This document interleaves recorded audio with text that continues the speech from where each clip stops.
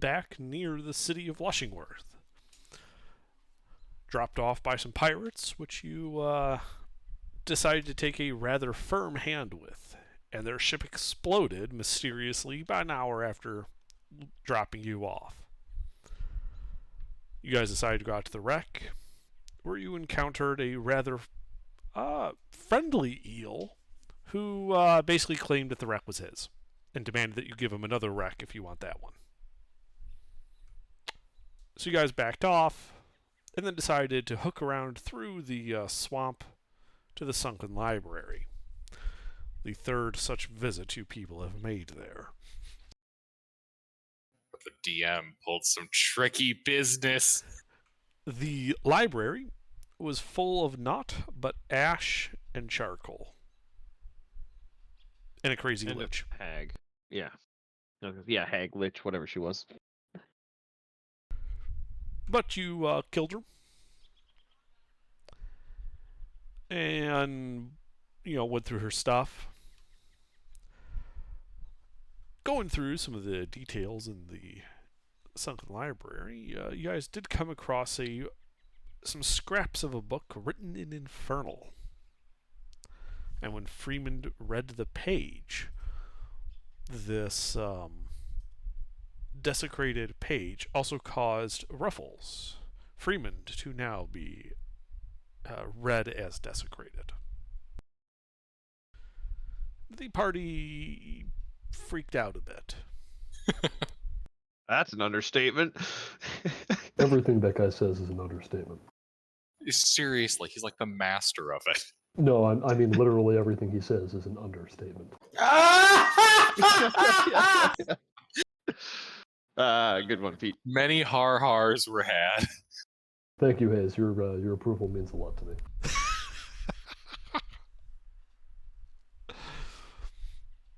I love seeing sarcasm met with sarcasm. And so the party turned immediately on Freeman, knocked him down, tied him up, and then they decided to take a long rest in the sunken library. He woke up during the night, slipped his bonds, and pulled a runner. The party was unable to keep him contained, and he fled into the swamp. You guys completed your long rest. Morning has come. So, for those of you not Freeman, what are you guys doing? Wait, so I think I missed the last part of this. We're hunting one of our own party members. Yeah. Read a book, it was desecrated, it made me desecrated, and somebody suggested we identify the book. I didn't want the party to touch the book because it made me desecrated, thus didn't want anybody else in the party to become desecrated, and they decided that they were going to enforce their word and not take mine. All of this can be summarized as Underdark pulled a classic Underdark maneuver, made us uncertain if our party member was actually under his control or the player's control, and we reacted as we typically do. Absolutely psychotically. Everything is fine. Let's just go back to town. Well, finish sweeping the library. There's like 1 or 2 rooms left.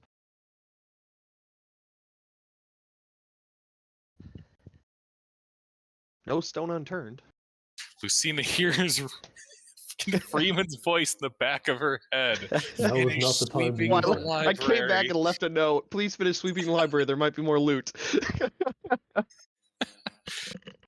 So we're heading back to town then, right? No. I hear the voice of Freeman in my head. We should finish sweeping the library. He's more likely to forgive us for thorough.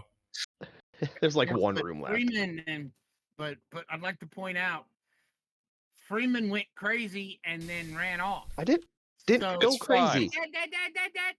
It's fine. Everything is fine. Well, it sounds like we should sweep the rest of the library. Yes. Let's do that. Friedman was the only sane one in that exchange.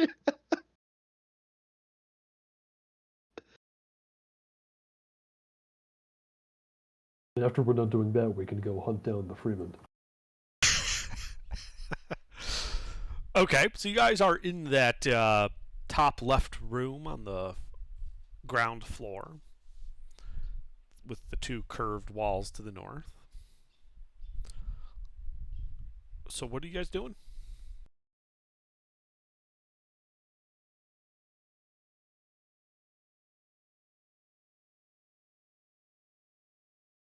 Well, here we are. I do believe we need to explore the southern annex, the room way down south that's only partly illuminated, that at one point contained other books from a different campaign, and then the study hall.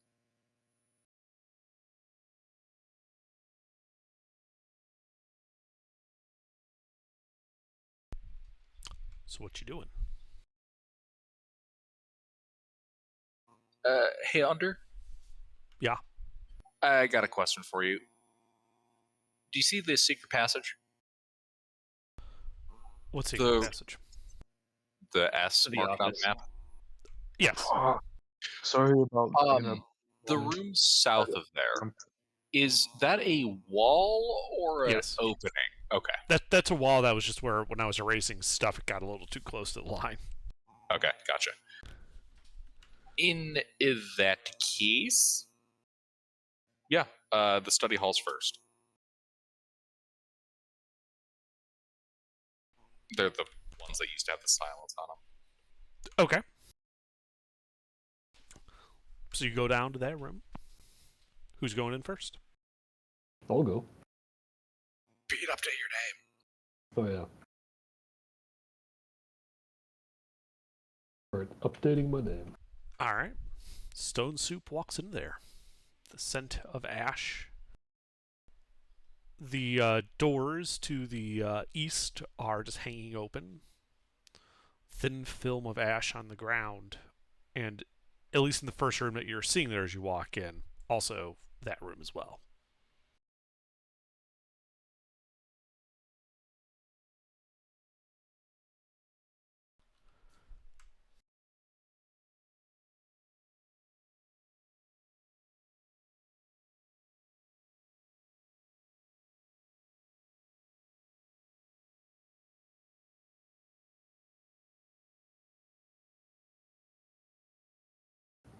Okay, I don't sense any danger here.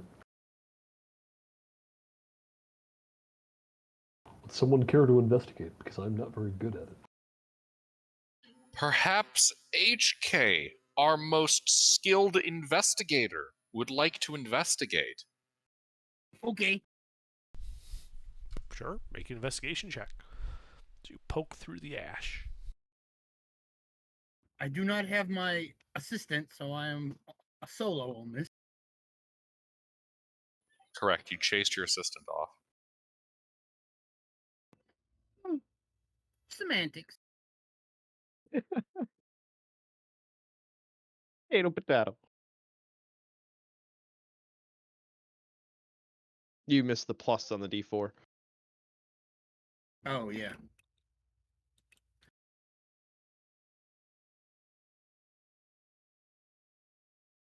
$19. Alright, yeah, you poke through the ash.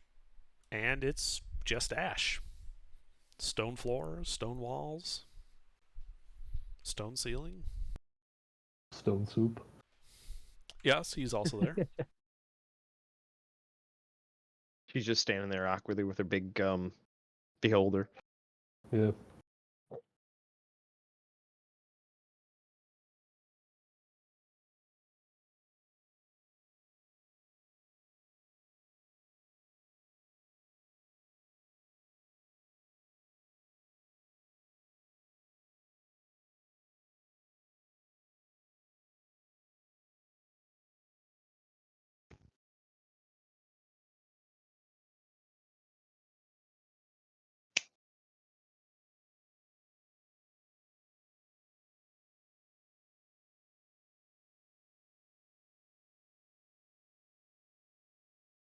Okay, then. I'm waiting for you guys to tell me what you guys do. Like, you look in this room, it's full of ash. Let's check out the study halls. Or Is that those, through a door? or were those already checked by the investigation? Those were checked. Okay. In You that did case, not let's find move anything on of down note? to the southern annex. All right. Yeah. I will lead the way to the southern annex. Okay. You step into this moist room. Little bits of mud and moisture have seeped in through the arrow slits. Piles of ash and wooden charcoal litter the central and northeastern sections of the room. The southern and western sections of the room are almost like a gray slurry that's formed there from the water mixing with the ash on occasion. Ooh.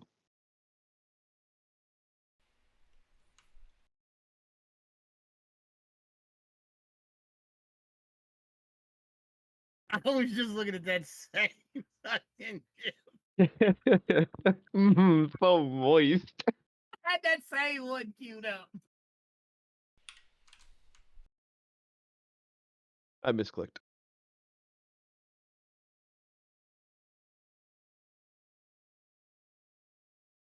Well, HK, I think that's just down to you. I shall investigate again. Alrighty, make an investigation check.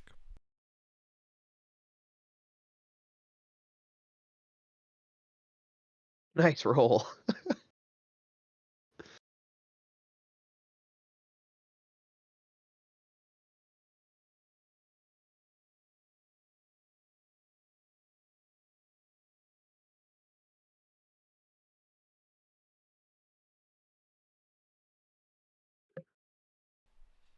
Just hang on 1 second.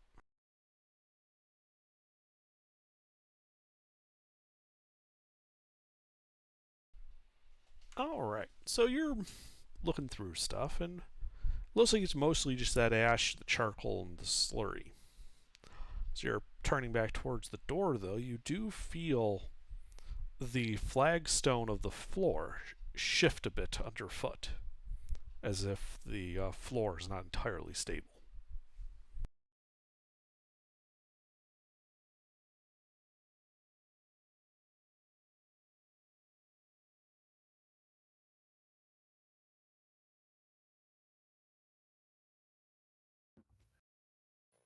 Well, check it out.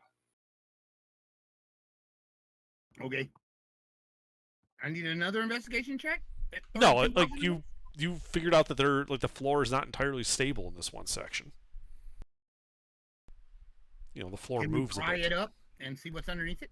Sure. It would be a strength athletics check.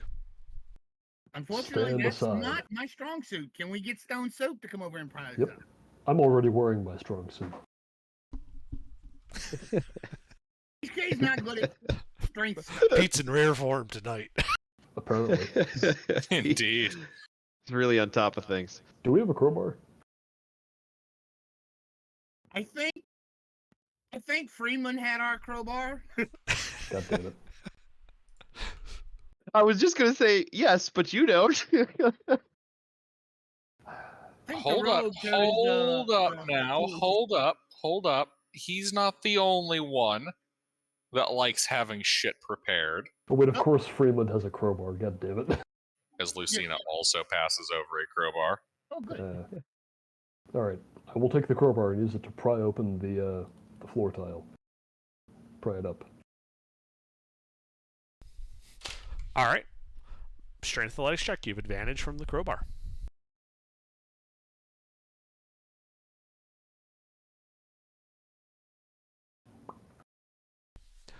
Yeah, you're able to kind of get in there. There's, some oogas, some boogas.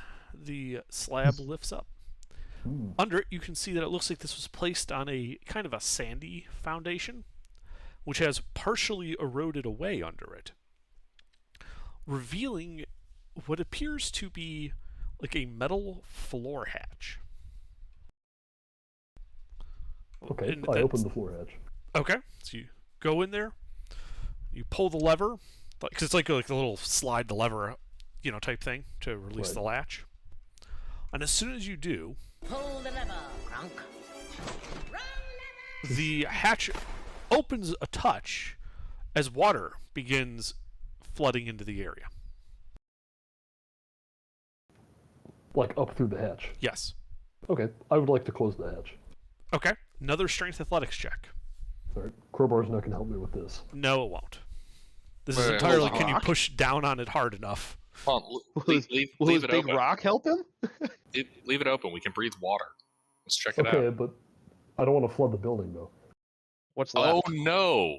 The ash is muddy ash now. Based on where we are in the, we're in the south, like, west corner of the building, right? Yes. Okay, so if this floods, it's just going to go out the door. Yeah, okay. I allow it to swing wide open. Okay. Water begins bubbling up through it, mixing with the ash and charcoal in this room, forming a gray slurry. How fast is this happening? Is it like seeping up, or? No, it's like... bubbling up pretty quickly. You're like within like 10 seconds or so, you know, the bottom of people's shoes are getting wet. Within about a minute, you're gonna, like, if were wearing shoes, you'd be getting your socks wet. Is this big enough for a person to get through? It was like a normal, like, hatch. You can see what looks to be a ladder in it. Yep, light cantrip, and I can still breathe water. We can See all what's breathe going water, in. right? We've had water breathing cast on us? Yeah. Okay. By the way, what's all of your passive perceptions? Bad. Also bad. A swanky 16. Okay. Good to know. Alright, well, now that there's a light, I will lead the way by climbing down the shaft. I guess I'm going head first because we're swimming. Okay.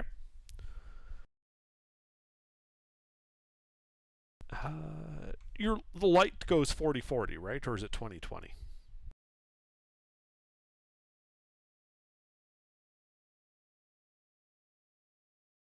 Oh, light cantrip, 2020.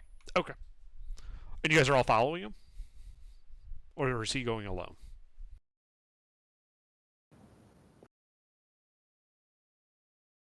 Am I? I'm asking, because, like, when you look down the hatch as the water's coming up through it, you know, you can see that 40 feet down that it still keeps going. Yep, let's go. Lucine's going. Okay. I'm leading the way. All right. So you'd have to go single file down through this tube. What's your marching order then? Oh, do you want to go first, Stone Soup? Yes. Okay, Stone Soup. Yeah, Put we'll in do chat, it. please. Yeah.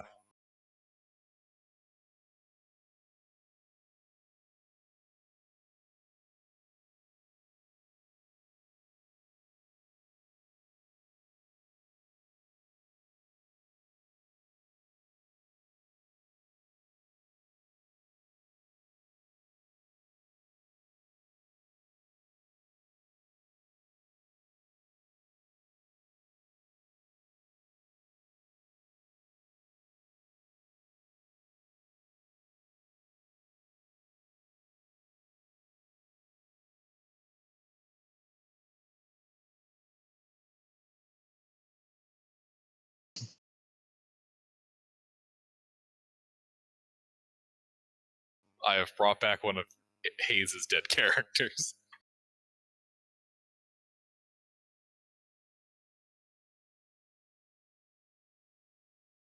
Why does it say Hayes or the Eternal? That was Hayes' first character at the last Shielded Lands. I know. It was the Yoda looking thing that exploded this. His Yoda looking Palpatine knockoff. Yeah, here's the order. Soup, Lucina, Ipfine, HK. Okay. I begin crawling head first down this shaft.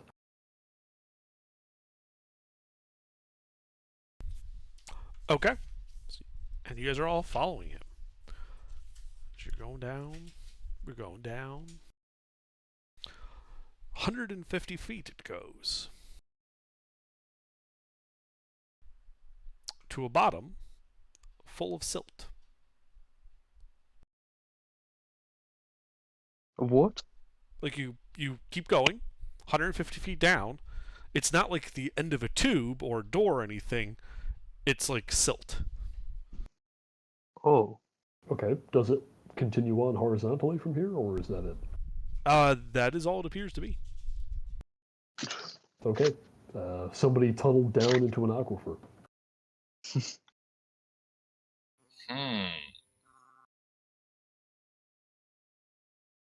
HK.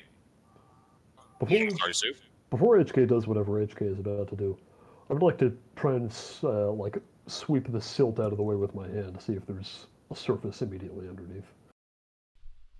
Okay. Yeah, you start sweeping the silt out of the way. You do eventually reveal what appears to be a iron strongbox, like the lid of one. Okay. I would like to completely unearth the strongbox. Yeah, you can do so.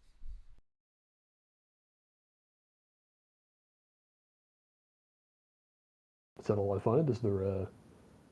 There's not an actual surface down here. I just find a buried treasure chest. Yeah, the treasure is supposed to have been sitting on a grate, and on the other side of that grate is more silt. Again, going down. Okay. Well, I don't think trying to go further this way is going to be practical, but we found this thing. Everybody, reverse march. Get out of here. Open it. I'm not opening it down here. What if the Okay, contents... well, yeah, not down here, but when we get out. Yeah, Oh, everybody we were out. just gonna leave it closed.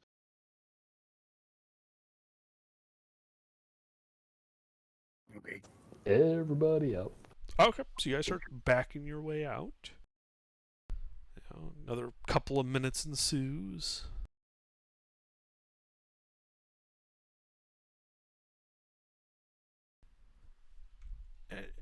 And as HK is kind of going backwards up this tube, because there really isn't any room to turn around,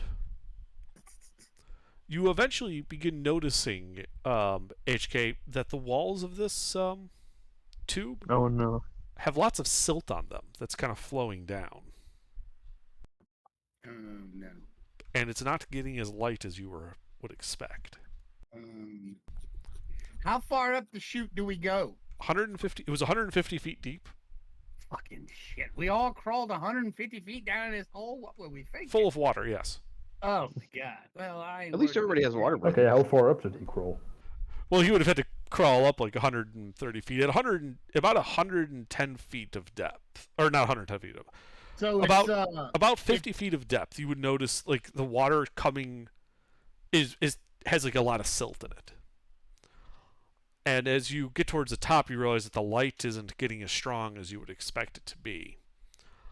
And as you emerge back into the 10 by 10 room, you can see just the tip of the arrow slit still being above ground level. Silt slowly pouring in through them, filling the room. Water is up to your waist at this point. Hey, Wait, how does...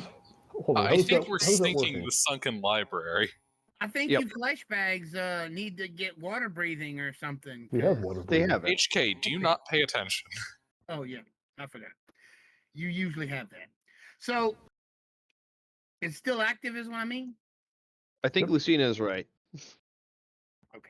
Yeah, so win-win, we got a cool box, and this place is about to be buried even more than it already is. Let's leave. Yes. I opened the door. The door was already open. Wonderful. I walk through the door. Yeah. We should leave. Yeah, you notice as you're walking that the ground has become difficult.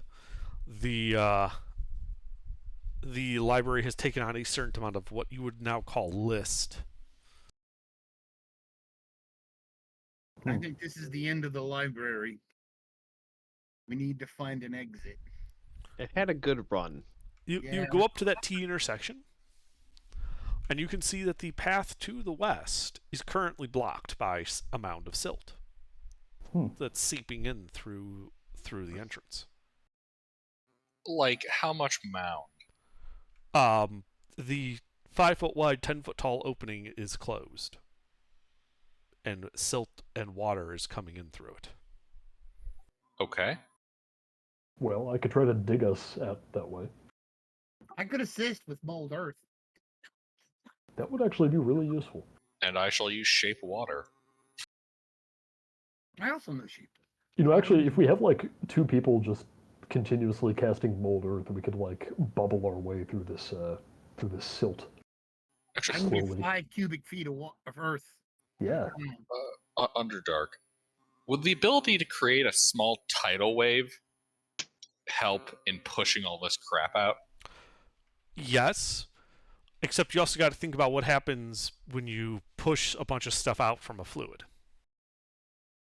Yeah, I think Backwash? Yes.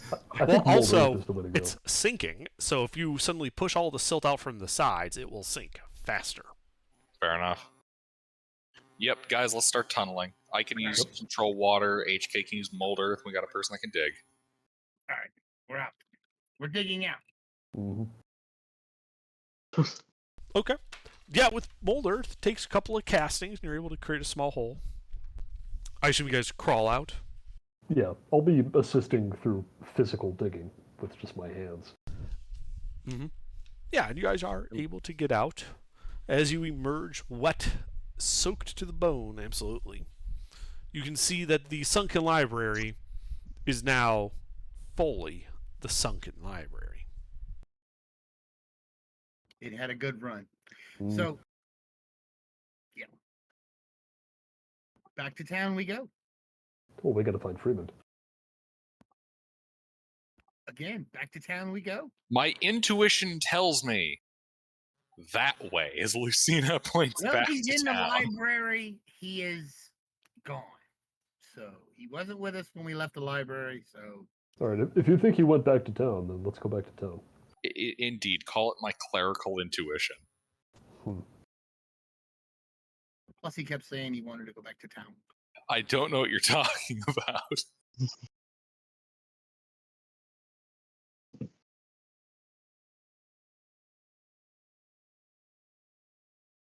All right.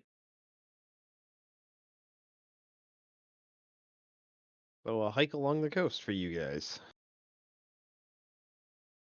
How far are we from town? Jesus. A couple of days, like 4 or 5. So you would remember that it was a, let's see, 1, 2, 2, 3. It's about a 5-day journey back to Sleipmire. I really And thought another we were day and a half to closer. Lushingworth.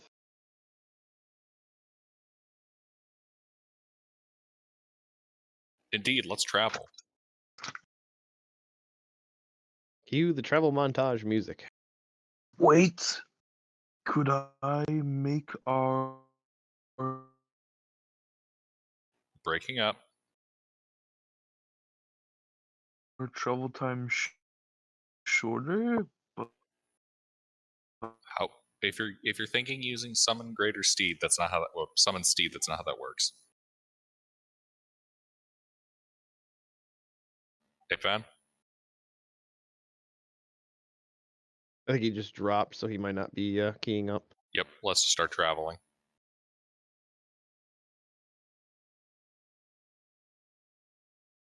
And we do. Hello? Hello? Yeah. Okay, that was fucking weird. It just kept disconnecting me for like a few times. I don't know why. So what were you asking? I was asking, could I make our travel time a little bit shorter by using Fine Steed? No, that won't help you. Yeah, Fair that enough. only produces a mount for you, not for the rest of us. So I could cut down my travel time. You know, if you want to go ahead by yourself, sure. You know, split the party. Even more. And I won't do that. All right. How about this? Ipvan takes the horse and rides ahead. Lucina will use water breathing and swim there. Yes, and your chainmail or plate? What are you wearing? Chainmail. I I will get a swim speed. I will cross the channel. Lucina at this point is just brute forcing a swim speed for her character. Yeah, like you guys would know like that this is the general region that it's in. I'll just walk. Actually, if we use water breathing, we can cut out and use the hypotenuse to get to Slatemire. Let's do Yeah, it. but the 24-hour recasting. So?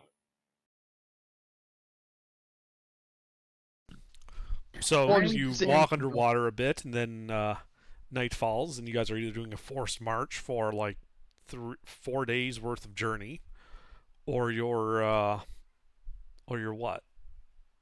And then when you wake up, you're drowning. It lasts 24 hours. Yes. So y'all are gonna go You around. cast it? You cast it at the end of your long rest. Right. So that means at the very end of your long rest, before you cast it, the 24 hours would have expired. You'd wake up drowning, essentially. No, he's saying recast it before the long rest. You could. Yeah. To spend most of our time underwater.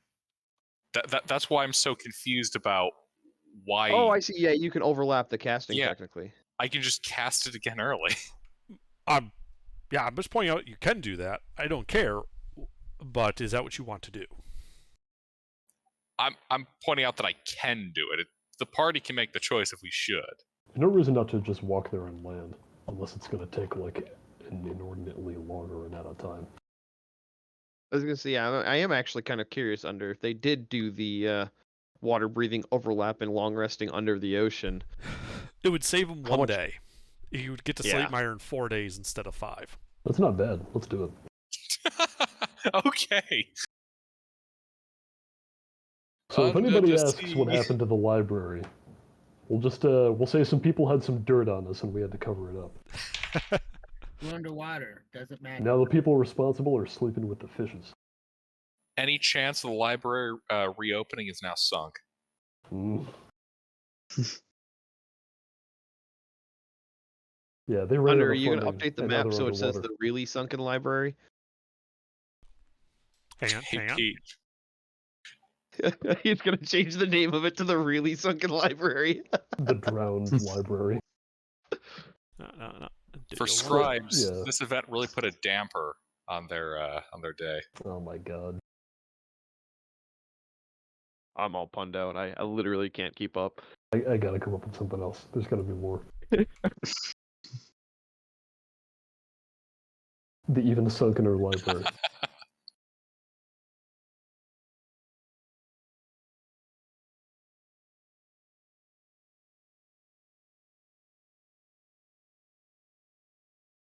Hunter, did you get my last message? Just want to make sure. Yes. Because that was the full everything that my intentions are.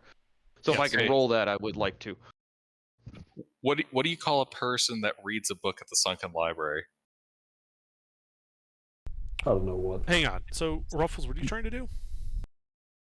When I left last night, I wanted to, because I was at 1 HP from waking up, Yeah. so I wanted to heal up. Yeah. That's all. So Okay, I yeah. was gonna burn all 3 of my spell slots and then drink 2 potions. Sure, you can roll that. Okay, thank you. What were you saying? So, are So- you guys walking underwater to Slatemire? Yes. Sure. Okay. The 4 days pass without incident. As you basically just have to cast like water breathing, you cast it like an hour earlier each day, just to force that it doesn't overlap.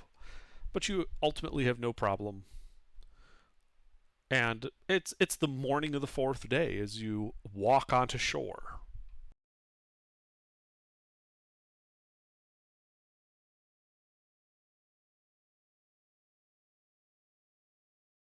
Because for me, it'll be 2 days before I complete a long rest. That's why I wanted health. Pete, it's a submariner, right? Reader, submariner.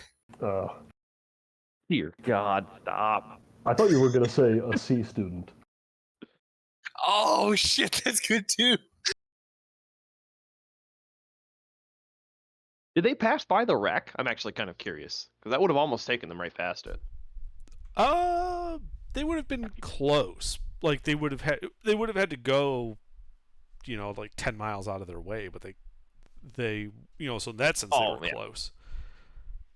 It still would have added like probably a half day to your No, journey. more so I was curious if the eel was nearby. They don't see it. Okay, yeah. It probably sees them. Well, hey, I wonder if this would qualify as a wreck. The sunken library? Yeah. I mean, it was expecting a ship, but a building has got to be better, right? Hey, you asked for a boat. We gave you a building. No, you asked us to sink something for you. You didn't say what. Here you go, a whole library. You can have all the sunken ships that you want, but how many of these are you going to have?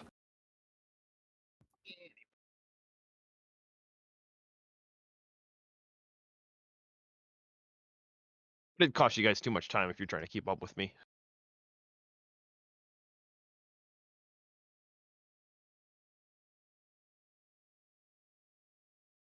Well, we can just meet in Slatewire.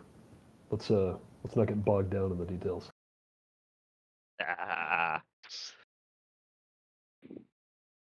Well, you're not I'm not meeting you guys. I went ahead to Lushingworth. Well, we don't know where you're going. We know where we assume you're going. So 4 days have gone by. You guys are in Slatewire.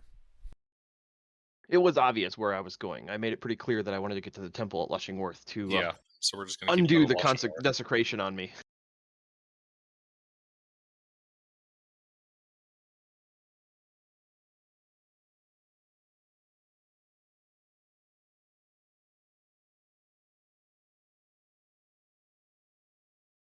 But you guys have to do something. Yes, and we're going to Lushingworth. Yep. So you spend another, so that would be 1, 2, 3, that'd be another day to get to Lushingworth then. So, if you just walk through Slatewire in the morning, having emerged from the ocean, and then just keep walking to Lushingworth, you'd arrive at Lushingworth at night. Sounds good. Okay. So yeah, you walk in. The guards seem a little surprised to see you.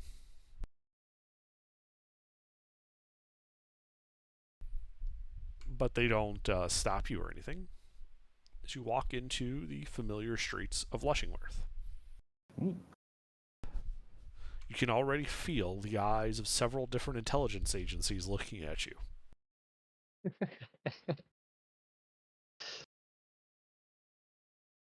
At least 4, maybe 5.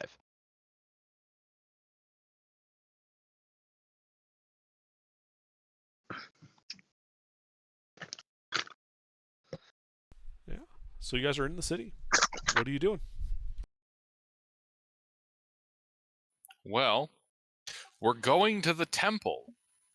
That's where my clerical senses are telling me Freemond has gone. Fair enough. Wait, hold on. I want to. Yeah, I was gonna ask, what happened to me in all this time? Because 5 days is a lot of time. Okay.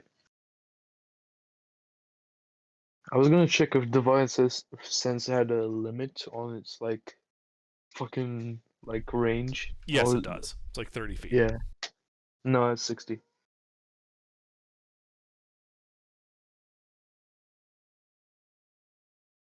I'm literally looking at it. It says 60. Yeah. I'm not disagreeing with you. I was going off memory. So yeah, 60 feet's fine. So you guys are just walking to the temple? Yep. I think so. Wait. This is too easy. Freemond has probably set a trap. I don't think he would do that to us. Time stop. No. How far would you get in the city even with 5 rounds? Not that far. Are we not physically in front of the temple? Yeah. You could just walk there. Yeah, it's not late at night, but it's nighttime. People are kind of closing up the shops. Oh yeah, no, I'm saving the time stop for when we actually get to the temple.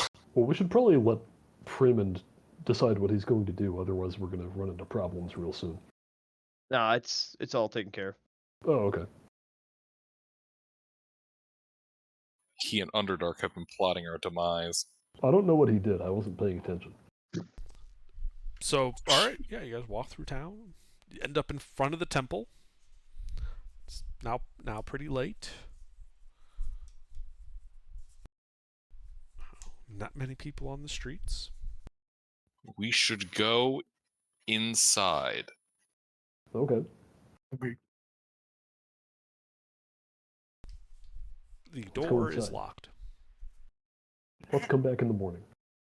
Yeah, let's go to rest. Okay. We go to see Flynn. Oh shit, Flynn. I'm sick of this guy. Okay, so you're going to the Blossom. Yeah. All right. Yeah, you walk through the streets there.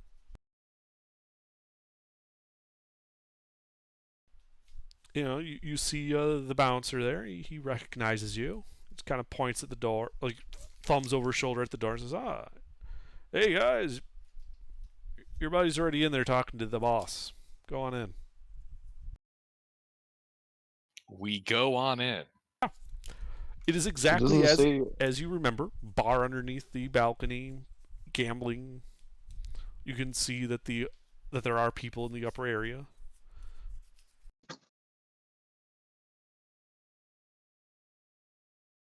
We venture to the upper area. Yeah, you walk up there, and there you see Freeman talking with Finn. Freeman, would you be drinking at this point? Oh yeah. Yeah. All right. Yeah. So he's got a drink in hand. There's like an open bottle of like some like decent whiskey and wine on the table. Most of they've been alternating between them. At this point, we would have been talking for a couple of hours, probably. Yep. Yeah. Right now, Finn is in the middle of a story regarding a fishing trip that he took to the Makavaria trading zone, and he's basically saying, you know, that he was attempting to catch a fish longer than he is tall.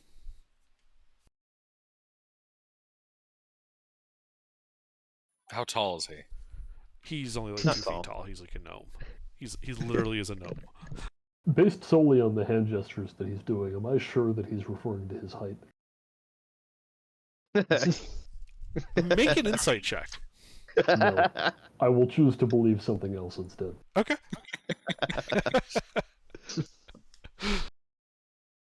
Wait. You say he's like 2 feet tall, right?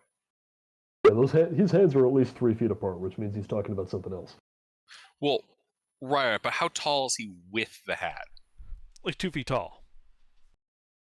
Okay, so he's got to be at least 1 foot. Yeah. Yeah, gnomes are like 1.5 feet tall. Okay.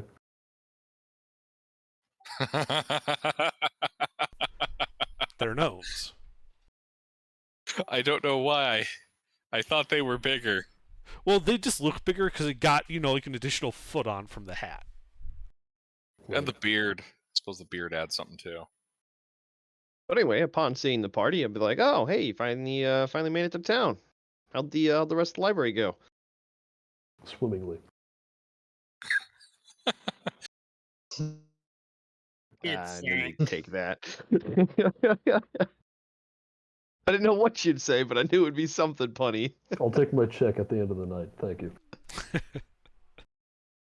I flip stone soup of gold.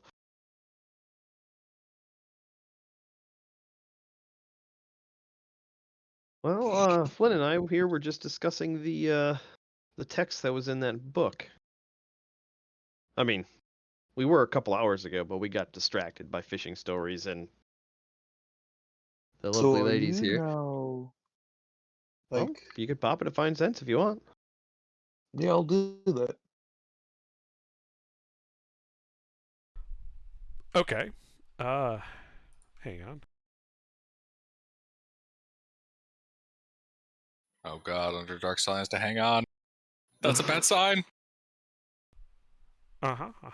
So, good news, Freeman is no longer desecrated. He does have a desecrated item on his person. Oh, okay. Oh, wait, yeah. Also, Finn, the gnome sitting there, He's registering as a fiend. Ooh. We knew that already, though. We knew that already, though. Yeah, you knew Everybody that but already. Iphan. Iphan Paladin didn't know, but I did not know. He's a crime boss. It all adds up. Slight surprise for the paladin. We're buddies with a fiend. yeah, we really are. I mean, Huge fucking surprise. Although I am slightly curious what item on me is, because I didn't know I had an item that was pinging against desecrated. That paper So- with the name. They destroyed it. Oh, that's right. They did. Oh, never mind. Then The sorry, I forgot about that. only thing I have is I the did not write copy that of the down. numbers. Yeah, I Yep, did not write that down, and That's so I okay. thought you still I had was it. just Yeah. No. I was You're just curious, like, fine. wait, something is corrupt. What is it? What is it? I have a new desecrated item. Yay! Man, we went ham on those papers. Yeah, my bad. Yeah, no, you're totally all good. clean. The only thing he sees on Divine Sense is that Finn totally a fiend. Which we totally knew. Totally. Zvart. Yeah, aren't you guys also just like a fucking knight in this place? I do not have that title. It's because you weren't knighted. Yep. I don't. Yeah, This Stone is Soup your- refused the title, but everybody else is knighted a except for soup. Fen. Yep. Well, Stone Soup is royalty in another lineage, so they can't accept a knighthood from another kingdom. We don't care about that. That's ugh.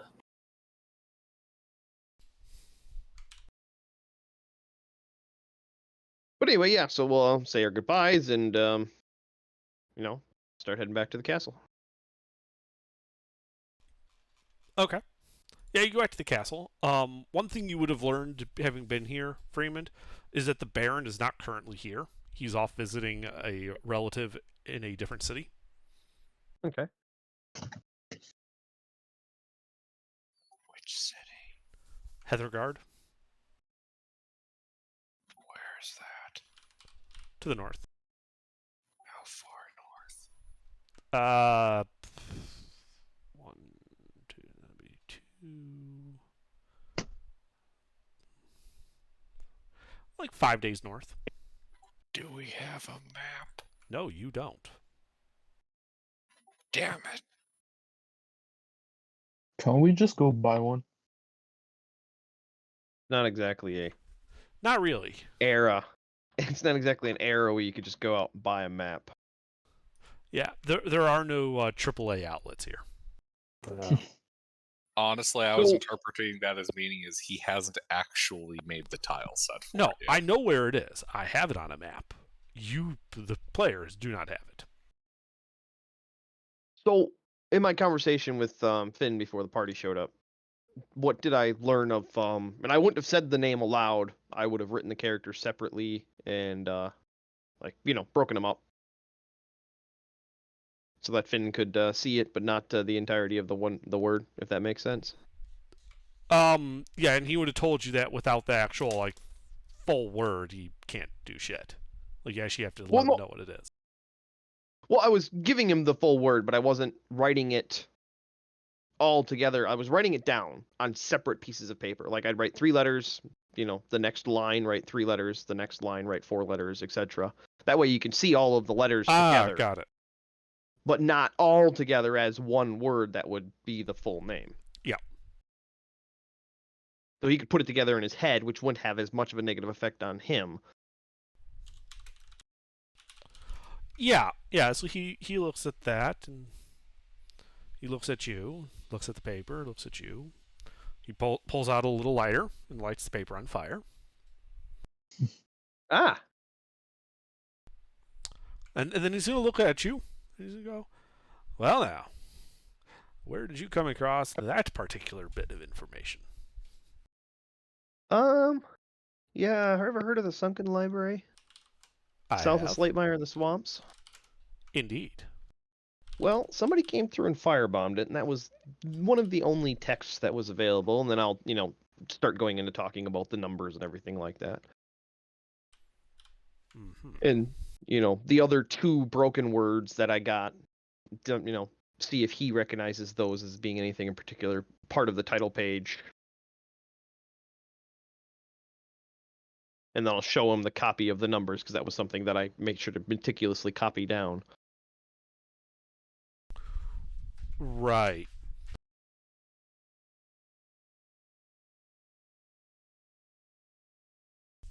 He would tell you that that is the true name of a rather unpleasant fiend. And knowing that would allow you, if you were to cast like the gate spell or something, to summon this specific fiend and essentially force it to do your bidding. Well, that I knew. I just didn't know the fiend. Ah.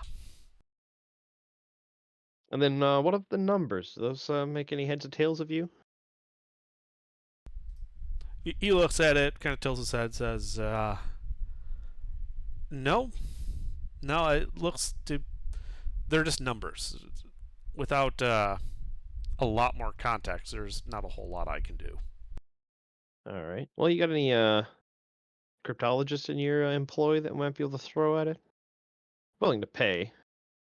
Just kind of curious how these numbers ended up in a book with the true name of a fiend. I can certainly ask around. Won't come cheap, you understand. Like these types of codes are not exactly easy to break. Mm-hmm. That's kind of the thought. Well, we've got a couple weeks until our ship gets here. It's coming back from Javiat. We beat it. And at that point, the conversation would pretty much teeter out, and we'd start talking about other stuff, and then a few hours would go by, and the party would show up. Mm-hmm. And then we'd go back to the castle.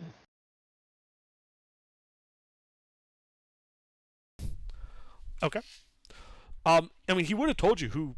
So, about that fiend, Freeman, he would have told you that is an Aranese that works under a devil you've probably heard of, one Zissa Kafra. Okay. She's a lower level lieutenant type fiend. All right.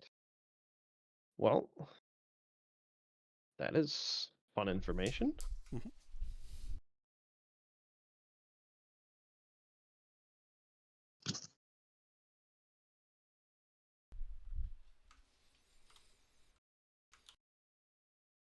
But yeah, so I don't know if the party has any other plans, but we can go shopping and do that if anybody wants to restock, buy stuff, etc. I'm assuming we don't have any issue getting into the castle and sleeping. Nope. The guards and the butler all let you right in, given your known status. How long does it take to transcribe spells again? I believe it takes like 2 hours per level. How much is the shield? It's whatever the Cheap as PHP says fuck. it is. Okay. I don't know what that is. Do you want a shield, Fan? Yes. I would like a Okay, shield. you have a shield. Yeah, 2 Okay. hours and 50 gold per level of the spell to transcribe it.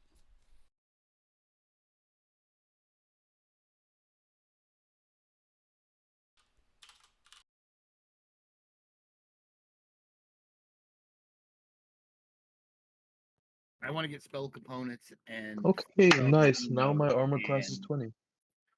Then I need 8 hours to transcribe some spells because I have All right. How many levels? 4 first level spells. Okay, so 4 levels, so 200 gold. Yeah. Okay, I'll take it off the list. We do have that. I'm assuming the party mentioned the Iron Strong box to me. We have, I don't know, that's Stone Soup has it. Yep. Once we're back in town, I'll try to open it myself first. Okay. You don't see any like hinge or locking mechanism on it. You can just try to pull it apart though. It has a lid, right? Yes, but again, no mechanism to open it that you can Okay. see. Without any obvious mechanism to open it, I will simply grab the lid and attempt to separate it from the box. Okay, well, make a strength athletics check. Okay. Well, actually, hold up. If this is going to require me to apply brute strength, rather than possibly break it, or cause something else bad to happen, I'll hand it off to somebody smarter and see if they can figure it out. All right. HK, you want to take a look at it with me and see if we can figure out what the mechanism might be to open it? Since there's nothing obvious. HK. Say again? Stone Soup has given up on opening the iron box for now. He's given it to us to look at. Okay, I will investigate the box. Yep, I'll give you a hand. Sure, make an investigation check.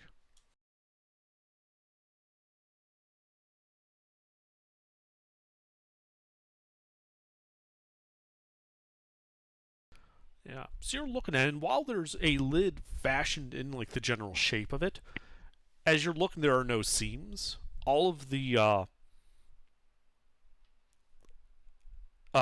connect, like the edges and stuff where you would expect seams, almost looks like it's been welded, except it's not even that rough. Based on that investigation, you think that this box was fabricated using the spell around its contents. Oh, back to Stone Soup. All right, you want me to bash this open? I mean, it was made around whatever. I think some delicacy. I don't think bashing, because it might be something fragile inside. Delicacy? I'm not going to eat it. Would you prefer if we used acid to try to eat partly Yeah, through it? that wouldn't be a bad idea. I would suggest something else out of character. However, my character is not able to do magic. I can use acid. I have. Well, Lucina can acid splash. Oh yeah, so can. But yeah. what I would say is rather than acid splash, you could try disintegrating it.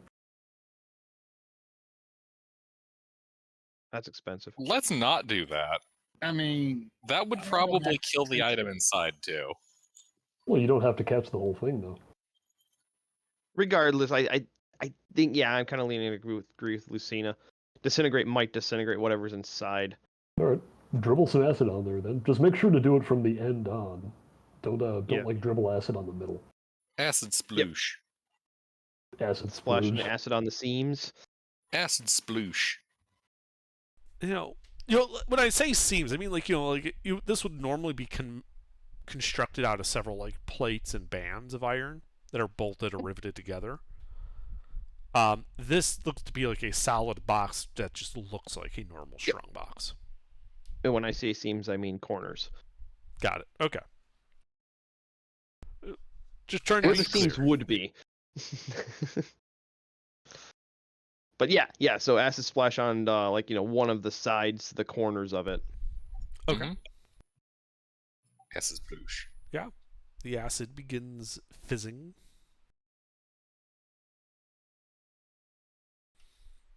And, a little bit of time passes. Eventually it wears a groove into the iron. Now Soup can go in with the crowbar.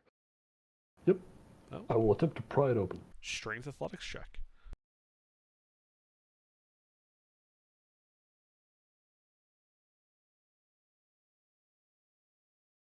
Ink. Yeah. So you start prying this thing apart. And inside this, you find that it goes like iron, and then there is like this gray foil tacked to the inside of it, a bunch of straw and wool that is dry because this thing was completely sealed; it was airtight, and then a wooden box, the top of which looks like you could just slide it open. All right. Well, it's not cesium, so we're safe. Yeah. All right. Pull the I box opened the out. wooden box. Yeah. Oh, I was gonna identify it. Oh, okay. If you want to identify it, then identify it. Yeah. Well, actually, cast a detect magic first. The wooden box waits to identify if it's. There is magic coming from inside the box, but not the box itself. Okay. Then I'll open the box and cast identify on whatever is inside it. Okay. You open the box, revealing what appears to be a top of a smooth ivory plate. 3 inches wide, 5 inches tall. An index card. Yes, except it's like a stack of 13 of these. They look to be about 2 mil thick. How Huh. long has that thing been down there? You're No casting idea. Identify on it? Correct. Okay. So,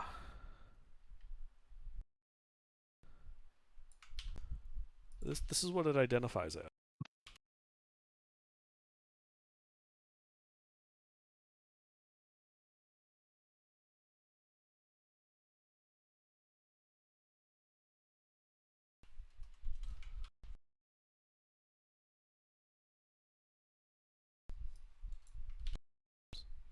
So you're doing the Identify ritual, Freeman?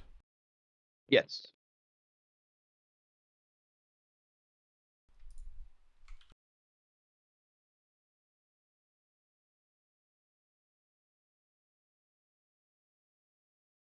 Huh.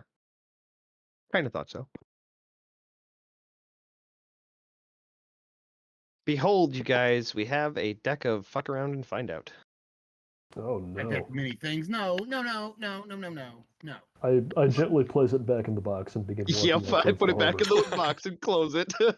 Alrighty See, then. I like the deck. I want to play with it. Would you It's like the small deck too, so I think there's only like 3 bad cards. Would you like me to blast it? No, we'll hang on to it. We can just A sell it to magical some item. collector. Are you crazy? Oh no. This will be great. This will be great. We'll get into a situation with a fiend, and instead of fighting the fiend, we'll offer to play a game for someone's soul or some shit with this fiend, and we'll present a deck of many things as the This is game. one of my favorite items. in Wait, D&D. we got a deck of many things? Yeah. This is one of my Oh favorite shit. items. Nah, I'm get hoping rid of to it. This thing is not worth fucking around with. Oh shit. Okay. I'm going to put it back in the wooden box and place it in my inventory. Okay. Gonna put it back in the box, and then that box inside of another box. Oh, you don't want to. And then Maybe bury it downtown beneath I an wanna arcade play. library in a swamp. The wood Next the wooden downtown, I wanna box, is it play. small enough that I can take some lead sheets from the inside of the box and wrap it with that? Yes. Okay. Like there's enough material that I could fold some of the lead around it and tie it up. Mhm. All right. That way it just doesn't show up to other people.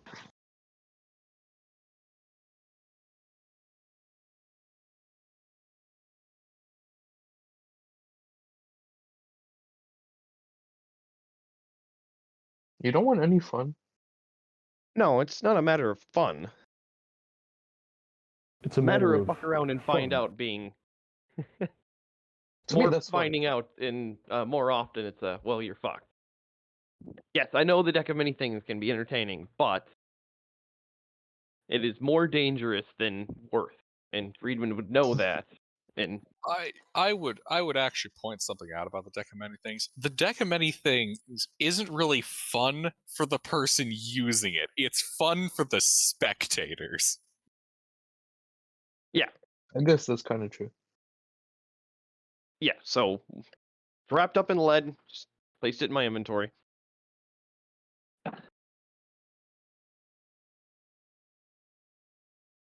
I want to So- play with that deck later. Same. Okay. Well, we're awake for the day, so do we want to go to the market and go shopping? Anybody want to do some lore hunting, etc.? Lore Like we have hunting. a whole bunch of time to kill, and we have new information. Lore hunting, did you say? Yes, Lucina, I have learned the name that was burned into my mind is one of the lieutenants for the fiend that I seek. I like lore hunting. Let's hunt lore. Hmm. And how are you going to do that?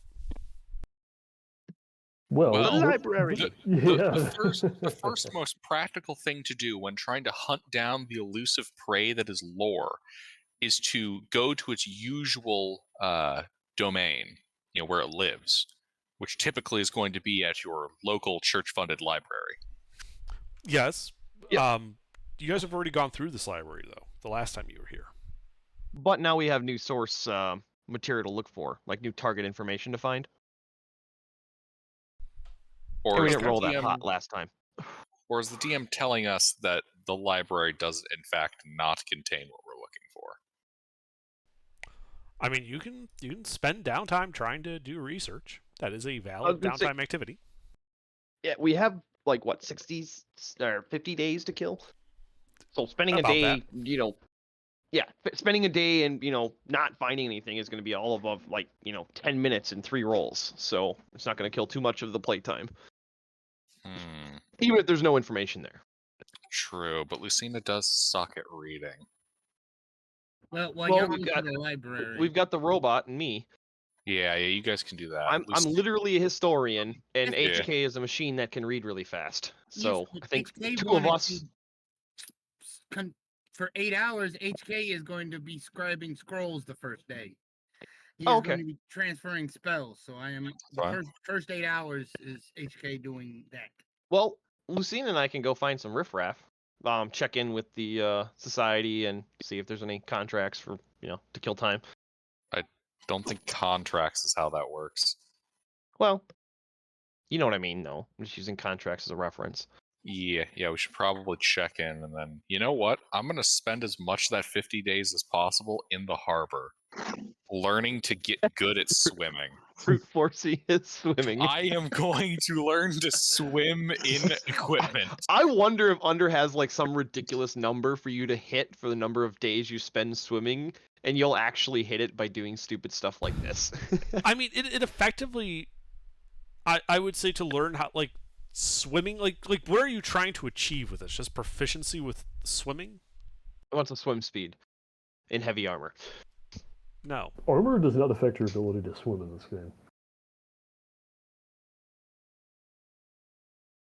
Yeah, I wouldn't say that my goal is to acquire a swim speed, more attempting to become proficient in being in liquid with heavy equipment on. So are you already proficient with athletics?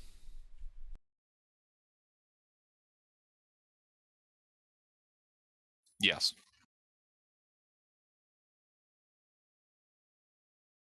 Yes, I am. Okay. So what I would say is you could spend time training, like, with like people in the harbor and all that, in your heavy armor in the water.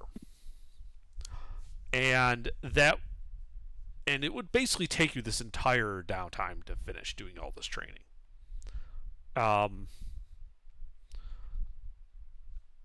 And as a result, you would basically get advantage on swimming checks in or out of armor. Awesome. I will do that. Okay. It's not a bad gig. Because the ocean is terrifying. Oh, what's your intelligence modifier? 9. So that minus 1. Okay. Just checking. Yeah, so that's what you're doing. Wisdom of 14, though. Yeah. So just so you guys know, it's going to take over 50 days for for your ship to arrive. Okay.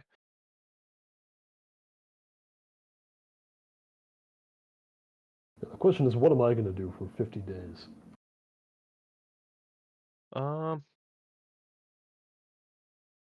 Train with your new rock. I can't really get much better at hitting things with a big rock than I am already. Yeah, that's true. Shit, I have an idea. And Gilbert, in terms of paying people to actually help you train, it's going to cost 175 gold for your training. Boom. Done. I do actually have some stuff to sell, I just realized. That is non-PHP. Okay, what are you selling? The fancy wine. That's 25 gold, but I want to see if I can sell it to that same the fool of a Tuk that I sold stuff to. Yeah. Yeah. See if I can upsell to him because he likes to spend money foolishly. That's straight up just a deception check. Yeah, as you go to him and present this brand, this new find of yours, this ancient wine. Mm-hmm. If I use the Disguise Forgery kit beforehand, would I be changing the DC or Do you want me to roll a separate check for that? Okay. If that's what you want to do, then I would say roll both of those tool checks and then your deception check. Okay. So forgery would be. What is forgery? Intelligence? I could see arguments for intelligence or dexterity. Oh, then definitely Dex, because Okay. that'd be a +9. All right, so that is the forgery. Okay. I think you said disguise as well. Yeah. And that would probably be the same. Actually, that would be charisma. Using charisma? Okay. I would say so, right? Yeah, that's fine. Okay. Yeah, like I said, but it's more important of the forgery to forge the label than the disguise to make it look ancient. But so there's the disguise. Yep. And then your deception check. And then deception. All right. Well, yeah, you're able to convince him that this is like some ancient, like, dwarven wine made out of, rock grapes, which are extinct. And he ends up buying the bottle from you for 600 gold. Nice. Rock grapes. Yes. Rock You don't see them around anymore because they're extinct. Tell me, what is the lore of the rock grape? Why did they go extinct? Shut up, Lucina. Because they couldn't find them anymore because they were painted purple. They're pebbles that were painted purple.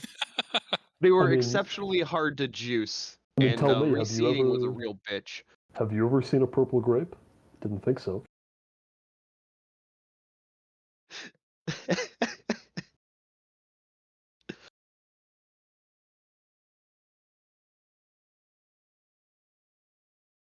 I'll be back in a moment.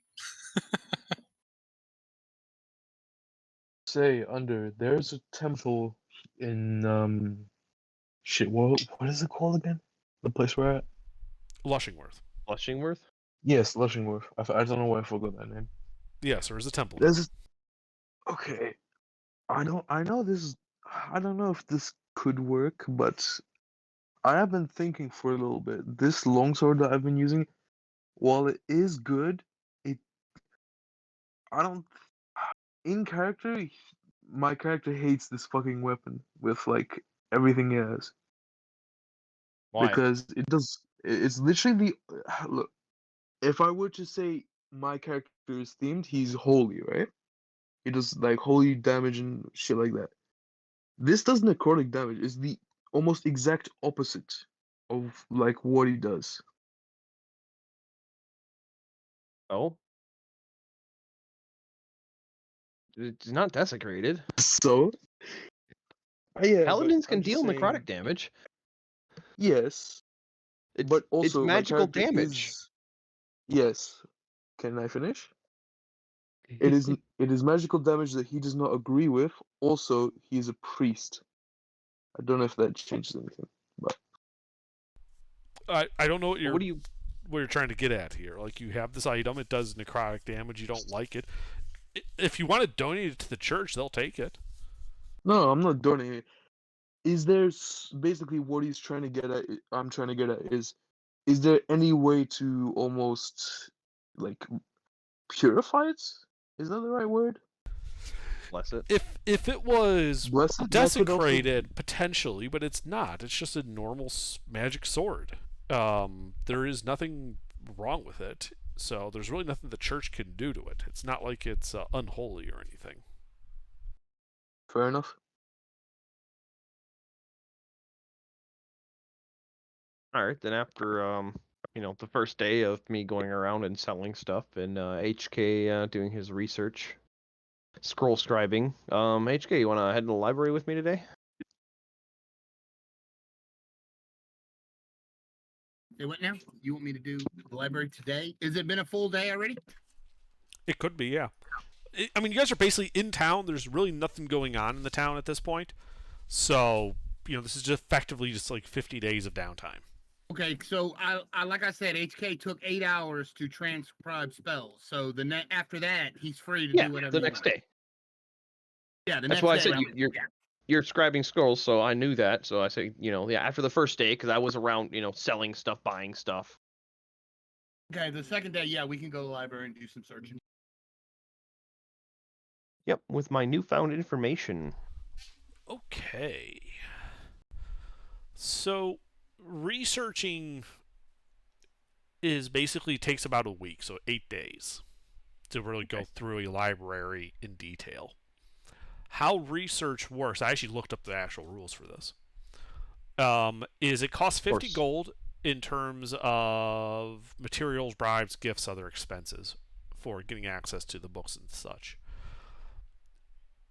And after that week, you make an intelligence check, and you can buy at 50 gold per pop a +1 bonus to that check up to a maximum of +6 for 50 gold each bonus. Essentially spending more money to get better materials, bribing for 300 people. gold, I can get an additional +6. Essentially. Okay. So yeah, that's easy.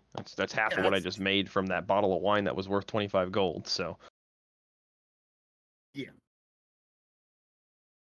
So yeah, 350 gold. All right. And a week. Yep. 8 days pass. Let's go ahead and make your intelligence check. Does he have advantage for me helping the entire time? Sure.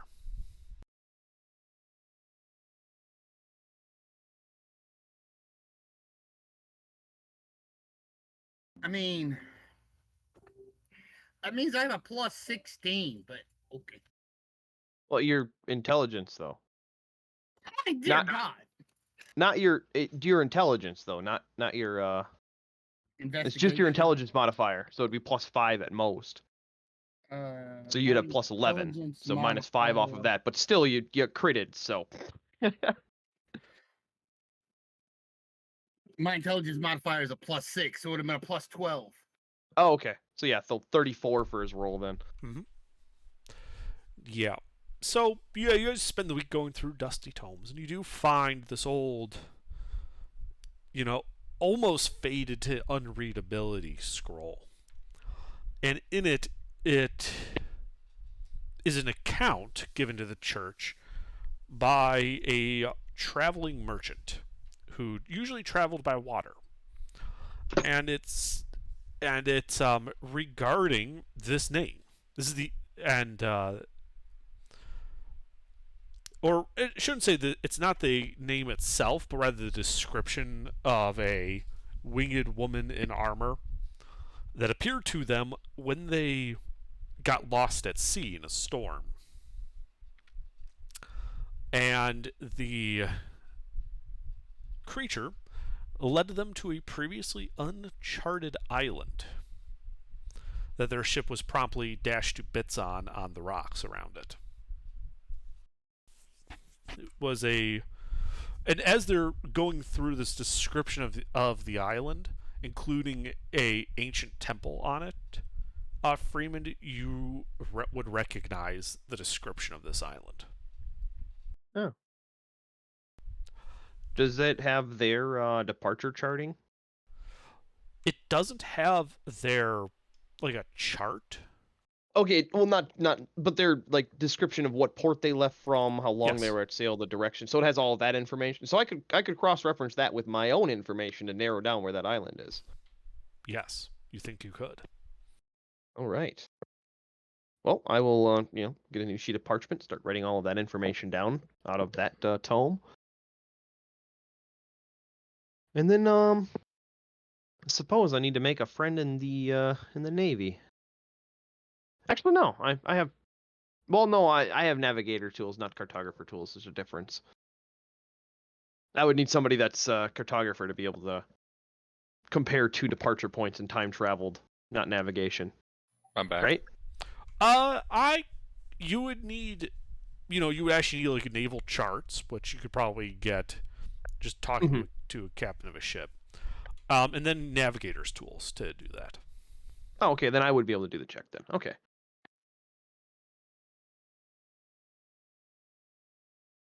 Oh, well then.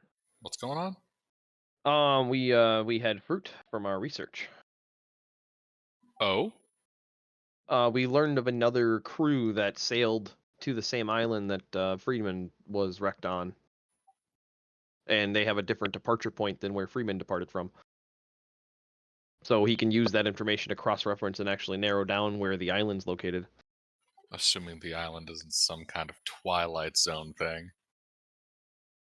Well, I mean, just a basic knowledge and understanding of where that port that they left out of and the port that I'm from, where we sailed from, are those close enough together that an island would be, feasible to, or are they like on opposite sides of the world under? You, like, according to your mapping, it's somewhere in the Grendger, like near the middle of the Grendger Ocean. Okay. But yeah, that's what Lucina is saying, like teleporting island, and I'm disagreeing. Based on the information.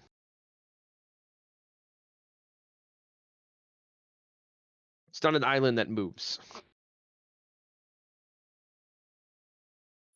Wait. Somewhere in the middle of the Grendger Ocean? Mm-hmm. That's like the biggest body of water on the planet. Well, yeah.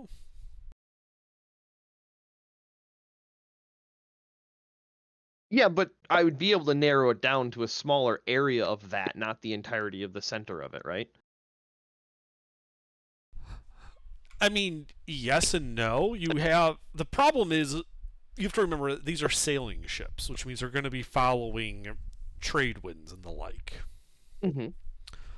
And so when I say it's somewhere in the middle of the Grendger Ocean, that's still going to be an area, like 2,000 miles wide and like 500 miles across. An ellipse about that size. Yeah, but even if somebody is lost, they'd still have their speed and direction. They might not know exactly where land is, but they would still be keeping track of how many days they sailed and which direction they were moving. That's why I'm saying I'd be able to narrow it down somewhat, like that not is the entirety of down. That's what I'm telling you. Medieval, medieval navigation is not as precise as late Age of Sail would have been.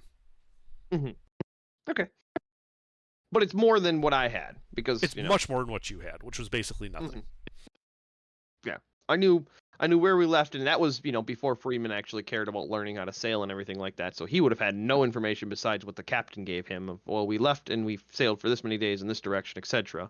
Yeah. But now with his you were basically knowledge, that route is a common trade route. You were just going the opposite direction when you had the okay. issue.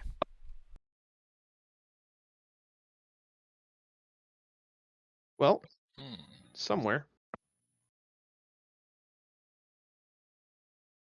Does it make any remarks about the inside of the temple? Any exchanges that happened there in this tome?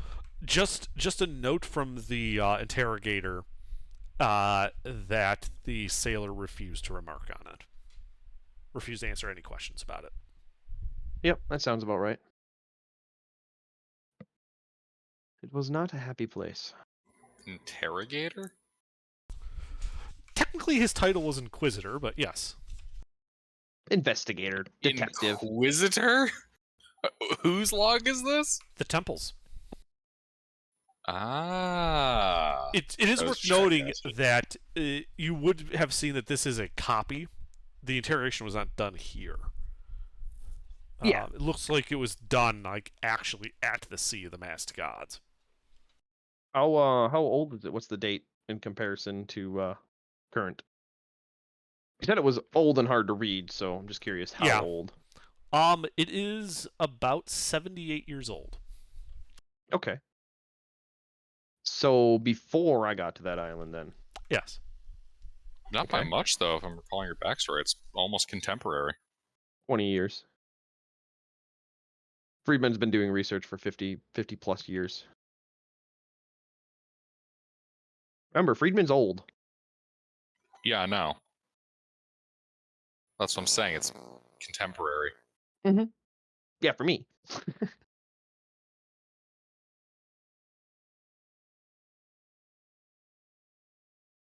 Man, y'all are all right. early.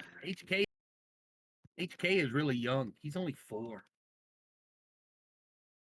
Yeah, that's one reason when you asked for that book to identify it, I completely ignored you guys because you had no authority over me. I was trying to prevent the party from being desecrated as well. You guys were just not listening, so Friedman decided to make the decision to leave. Yeah, I'm sorry how'd that that work I out for was you? the one to start that. Worked out just fine. All right, we've covered the topic enough. I didn't expect to escape the first time. It was when you all were sleeping that I was planning on escaping. But anyway, so yeah, more information. But Hold on. You planned on time stop occurring and you getting hit by a 5th level witch bolt that got maximized? I didn't expect. Yeah, I wasn't expecting how I was going to go down, but I knew that with HK having Misty Step, you having Time Stop, that you guys would effectively be able to put me down. Remember, I was low HP. I was not expecting to walk away. If I got away, I got away, but I wasn't expecting to walk away if I darted away. I was expecting you guys to capture me and tie me up. That's why I encouraged you guys to tie me up, because it would let your guards down. Like, oh, he's tied up. He can't go anywhere. He's a fucking rogue. But anyway, neither here nor there. Well, in that case, well, that leaves us with what? Well, 40, 45 downtime? After a week? That's 8 days, right? Well, a week and a day. So 9 Oh, days. yeah. We spent 9 days, true. Well, I guess I'll pay another visit to, Flynn.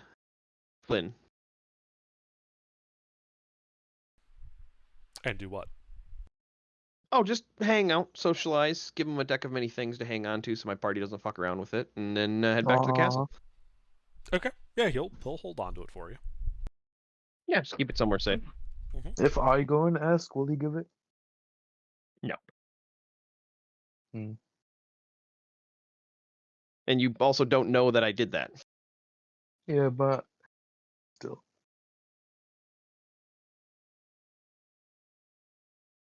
Out of character, I approve. Man, There's you a take reason I all the gave it to fun the out of the freaking fiend. adventure, man. Out of character and in character, I approve. That character, I disapprove. You take all the fun out of it. The deck of many things. You guys don't even fun. know I did it. In character, I don't, but out of character, that's a big move. It is gold value in my eyes. That is all it is. And then also, yeah, when I'm seeing Flynn, I'd say, hey, if you know any buyers or if you want to throw feelers out for buyers, I'll give you a 10% finder's fee for offloading this so that my party doesn't play around with it. He offers to flat out buy it from you for 1,000 gold. No, I wouldn't more than that.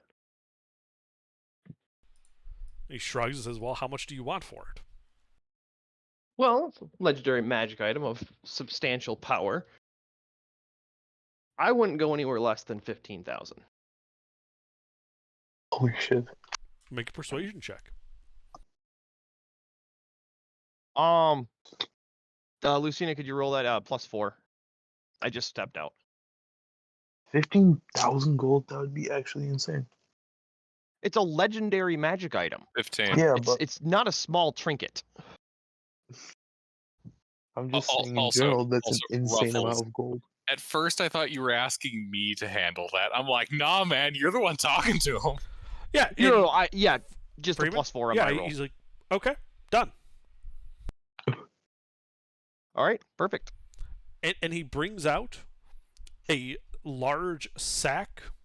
Well, he has brought out a large sack of gold. 15,000 pieces of it. Do you have platinum? It'd be a little easier for me to carry. Oh, of course, for a 10% transfer fee. He laughs and says, of course I have platinum. You specified gold, and I didn't want you to think I was cheating you. Now it's fine. And yeah, he gives it to I can tell by... Yep, the 1,500 platinum. Okay. It's worth more than that. I was throwing an arbitrary price out that would have been acceptable. Probably could have asked 30 and had the same result.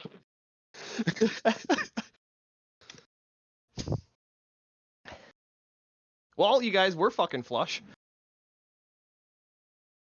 Yeah, let's go blow it on stupid bullshit.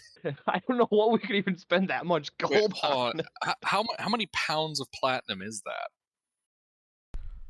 It's 50 coins to a pound, so 1,500. That'd be 30 pounds of platinum. No, I could carry that. Oh, awesome.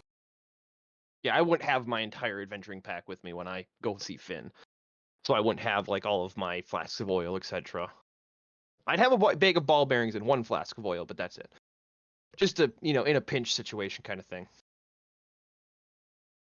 I am almost out of adventuring gear space. I still got plenty of carrying capacity, but I'm almost out of space. Your equipment lines? Yep.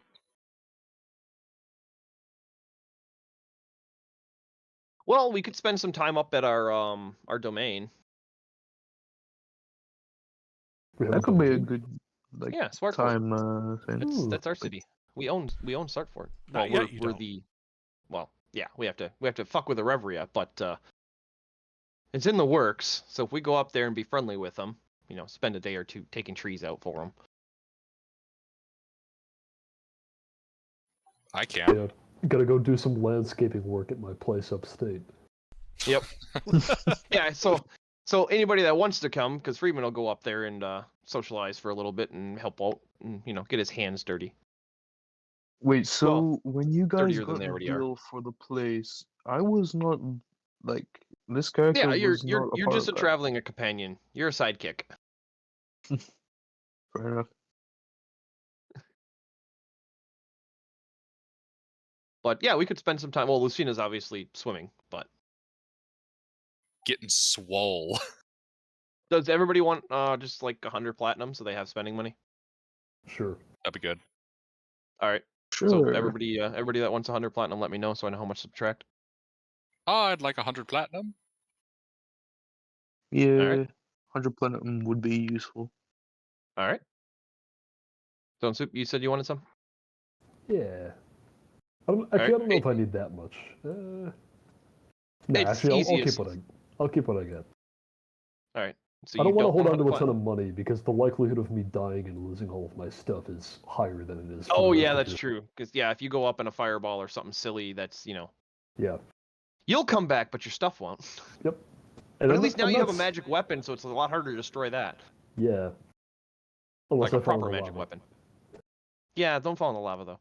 HK, do you want 100 platinum? No. For what? I don't know. Spending money, bribe money. Well, I mean, You don't have to carry around 100 platinum. You can carry it around as silver and gold. also things like scribing scrolls does cost money. Or scribing Yeah. spells Okay, also yeah, cost give me money. 100 platinum. Shit. All right. Yeah, because that's I'd rather have the deck that's- of many things, but Is there like I don't know. I don't think there can't would believe you be got rid of in that. this town. damn. I'm really Um, upset. Out of character, I'm really upset about that. Yeah, you don't want to Okay. actually use that thing. Seriously. You'll survive, mister. You'll survive. I feel like we could have done one It's like- draw of the deck. That's but- like the second. I don't know. I'm just no. Anyways, is there like any sort of like like specialty item collector or something? Yeah, I'm upset. I think I'm gonna sit out the rest of the night. All right. Oh dear God. Why is he upset now? Because I sold a God. deck of many things instead of letting us play with it.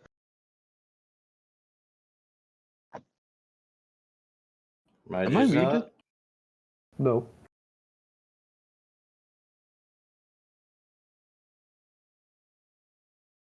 Hello? I can hear you. We can hear you. You're not muted. Okay. You're just not clear about your intentions. You keep stopping. I want to sell my Odak Mur thing because it is taking a bit of space in my inventory or my carrying stuff capacity. Fuck. You Oh, wanna well, sell your I've what? got just the guy to sell that to, and I can probably get more gold out of it. Wait, hold on. What is this? The Odak the Mur plate, the decorative golden plaque from the desk. Yeah, I believe I just told you it's an art object worth so much. I don't think you actually gave us a price for that. I didn't. I don't believe so. All right, let me go back and check my notes. What that's supposed to be.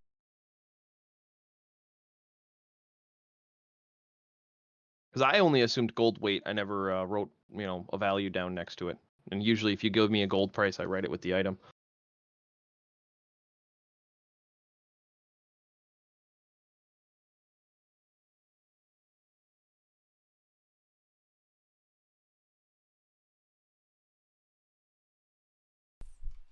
Just waiting for the notes to finish opening. Was not expecting to have to open ODAC. Yeah, we're not exactly near there. That's understandable. That's a sound clip we need. The Jeopardy music. Dun dun dun dun Yep. dun dun dun dun dun dun dun. Dun, dun, dun, dun, dun, dun, dun, dun, dun, dun, Every time we have to wait for Yeah, the turn that, combat. that plaque is worth 100 gold. Okay. Well, then I guess rinse and repeat. I'll apply a little spice and dice to it and try selling it to the Fool of a Took. Fool of a Took. All right, make a persuasion check. Or, sorry, deception check.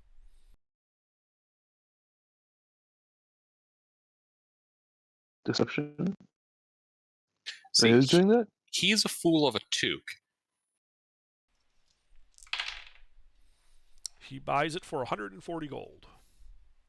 All right. Thinking Fair it's enough. like some rare plaque, from a fallen civilization, etc., etc. Yep, I give him the works. And of course, we have a repertoire now. All of the items he's bought from me, he's loved, right? Yes, absolutely. He's totally turning into that guy in the Tower of London who's got all these, historical artifacts.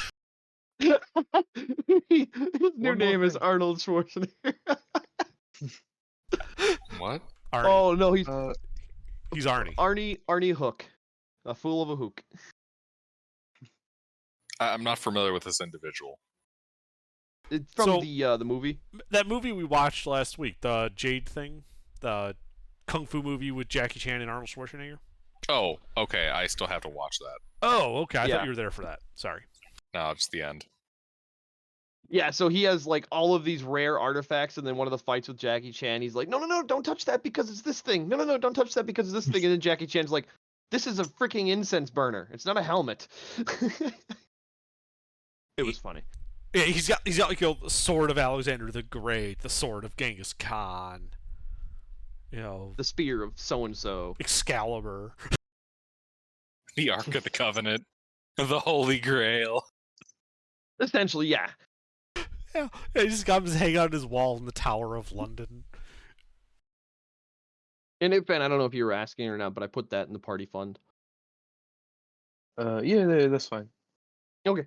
I just didn't want to One more- double the gold. So Item. I do want. I don't know if he wants this or not.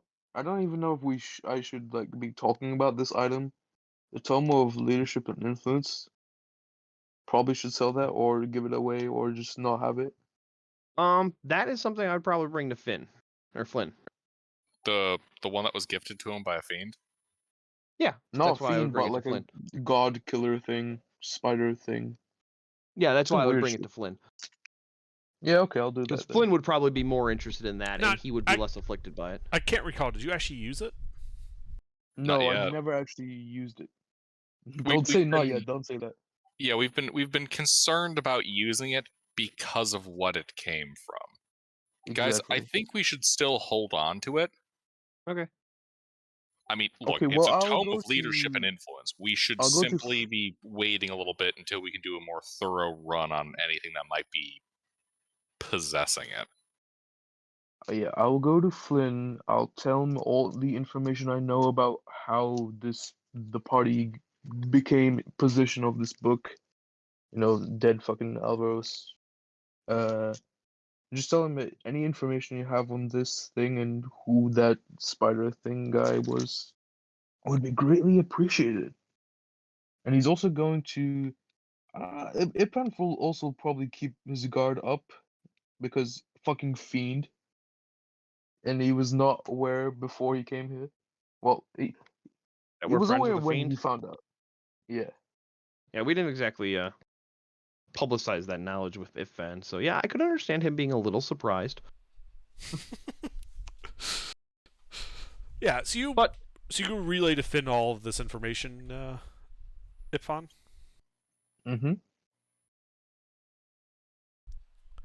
And Finn gets a very serious look on his face when you tell him all this. He says, I strongly advise you to do whatever it is that it told you to do, and do as best as you can to forget it ever happened. It is not a being you wish to treat with lightly. Well, the guy that actually got this book is dead, so Yeah. So we just in the kind of clear? have it as a remnant. Because it was Alvarez's character that had that entire interaction, Yep. and Alvarez's character died. Mm-hmm. So we just have the book left over from Alvarez's kit, and the information that Alvarez told us, which he was full open about. Mm-hmm. And Finn's gonna go, yeah, uh-huh. And what exactly is it you want me to do?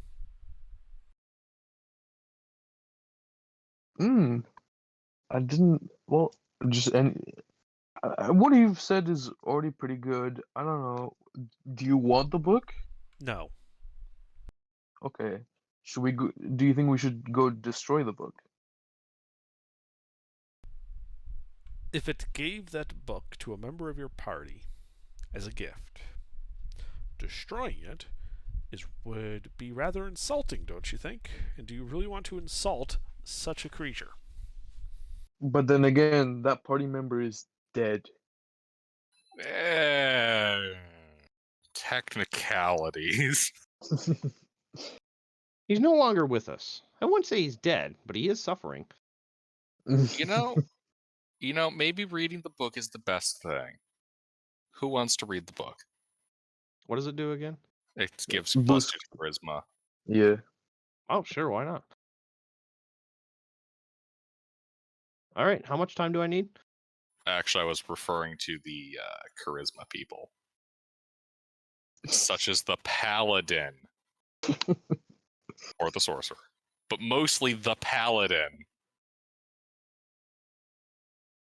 Well, how much time does Ifan need to read the book under again? Do you have it written down, Ifan? Shit, I don't. Well, let me check my old character sheet. I might have it written down there. It takes Well, 6 Under days. has it. So yeah, spend 6 days reading it. Stone Soup and I guess we'll go to Swartfort by ourselves then. Since No, you can go by yourself. I'm going to be doing something else. okay. You found something to do. Yep. Okay, so he's reading his book. What is Stone Soup doing? Until the date when I know our ship will be here, I would like to disappear into the wild in order to make myself more proficient in survival. Are you already proficient in survival? Yes. Okay. Yeah. Yeah, you could do that. It'll basically take all the downtime to train that. Yep. It's 25 gold per week. just let me know when I finish reading the book, or if So anything it would happens. cost, just in terms of like materials and such that you'd be practicing with out in the field, Stone Soup, you'd end up spending like 175 gold. But it would essentially give you advantage on survival checks to, like hunt game, do like actual wilderness, existing off the grid type stuff. If that's how it's going to work, I don't want that. I'll just go to Svartfurt. Okay. I mean, it's 175 gold. You get advantage. No, I don't like it. What's wrong with advantage? I'm confused. That's a good deal. I'm aware it's a good deal. It's just not what I wanted. Well, what did you want? Maybe I misinterpreted what you're saying in terms of getting better at survival. I don't. No, what I wanted was expertise, but it sounds like that's not what you want to do. Which is fine. I'll just do Yeah, I something generally else. don't try to hand out things that people have class features for. Fair enough. Like if you recall, Lucina, I only gave advantage on like checks with swimming. Yeah. Yep, because I'm gonna be honest. Getting a swim speed out of that would be kind of ridiculous. Yeah, I'm mostly just trying to find a way to not get fucked by the ocean as much. But I mean, advantage is on par with expertise. Yeah, but I don't really need it though. Okay, your call. You're trading a 2d20 KH1 for a +4. Or I should say, you're passing up a 2d20 KH1. Yeah, that's apples to oranges. I don't want to try and crunch the numbers on which one's better. That's fair. Alrighty. All right. So Swartfort. Okay. So, And then Ipvan was trying to ask something, but oh yeah, he was just asking when those 6 days pass. That'll just happen, Ipvan. We're at downtime. I was just saying, like, if anything happens, like, let me know. No, nothing happens. You read it. The book functions as it normally does. Okay. You get your +2 to charisma and +2 to its maximum. The book then turns non-magical. Okay. Well, I know a guy we can sell that to. I know a person we can sell it to. Who? You know, hold on, let me check my upper life expectancy. Half elf. Yeah, I'll buy it.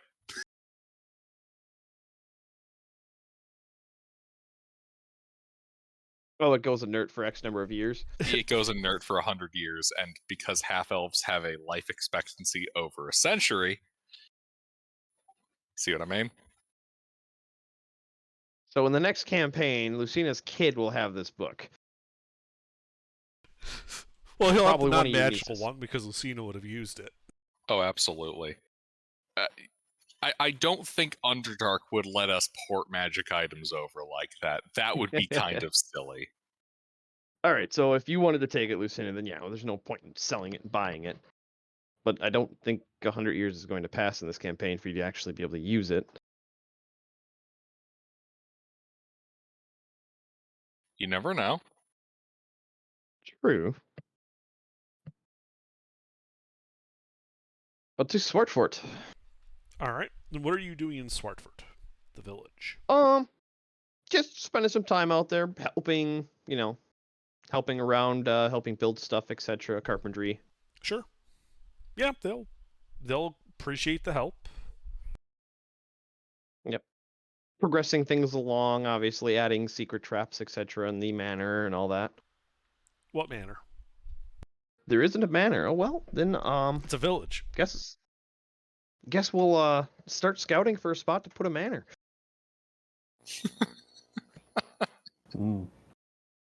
Goes to fishing village. Ah, yes, I'm going to go to my manor.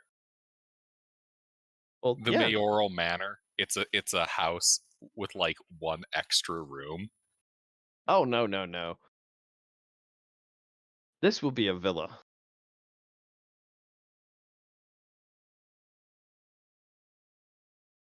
So yeah, I guess scouting a good spot somewhere outside of town that's not inconvenient to get into town, but Mm-hmm. and then helping with structural and stuff like that, building houses for them, etc. Mm-hmm. Mm-hmm. Recruitment campaign to get more people to move into the town so we can tax them more. We begin playing Sim City. Well, I Or, was thinking of Age of Banished or Empires. Lords and Villains. Lords and Villains. Stronghold. All right, guys. Now make sure we optimize our farms being set in a grid pattern. Otherwise, our peasants are going to have pathfinding issues. But yeah, spend 2 or 3 weeks out there doing all of that. And then when we get back to the city, probably start looking for a contract company to put a foundation down for the manor structure. Okay. So what exactly are you trying to build? Because that was what will influence the cost. Like, are you talking like just a house, like you could call it a manor? Are we actually talking just like a normal wooden house, or are you Like talking some type of fortified structure? We'll fortify it eventually, but to start, yeah, we'll just go like a 4 or 5 bedroom with a kitchen, a sitting area, that size. So Okay. 2 stories with a basement. Yeah, it would probably, from the sound of it, it would probably run you, about 5,000 gold or so to lay the foundation and start like building, like leveling it out, getting it all built. Mm-hmm. Yep, and like I'm just asking around for prices. Yeah, I mean, there's not a lot of people that do that type of thing, like outside of the city. But yeah, it's going to cost you about 5,000 gold to start building a estate. Ooh.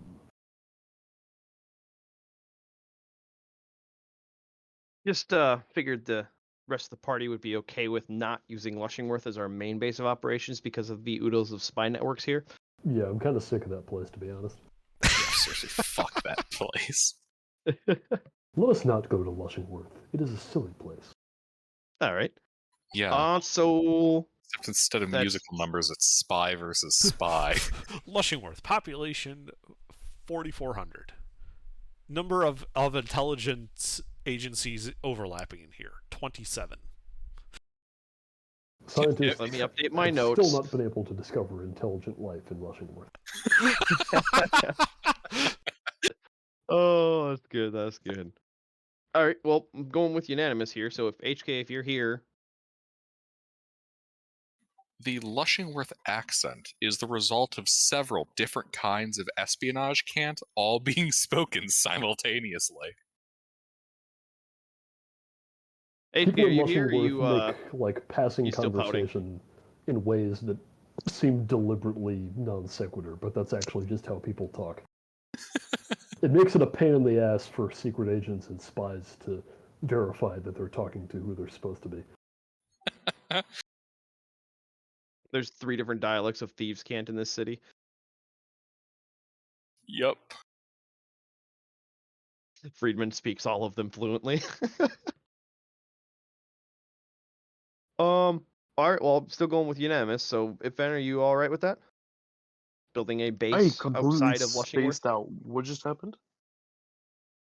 We're building a castle, or the start of one. Oh, fuck yeah. Sounds sick. I don't know, I feel like a castle's a bit gaudy.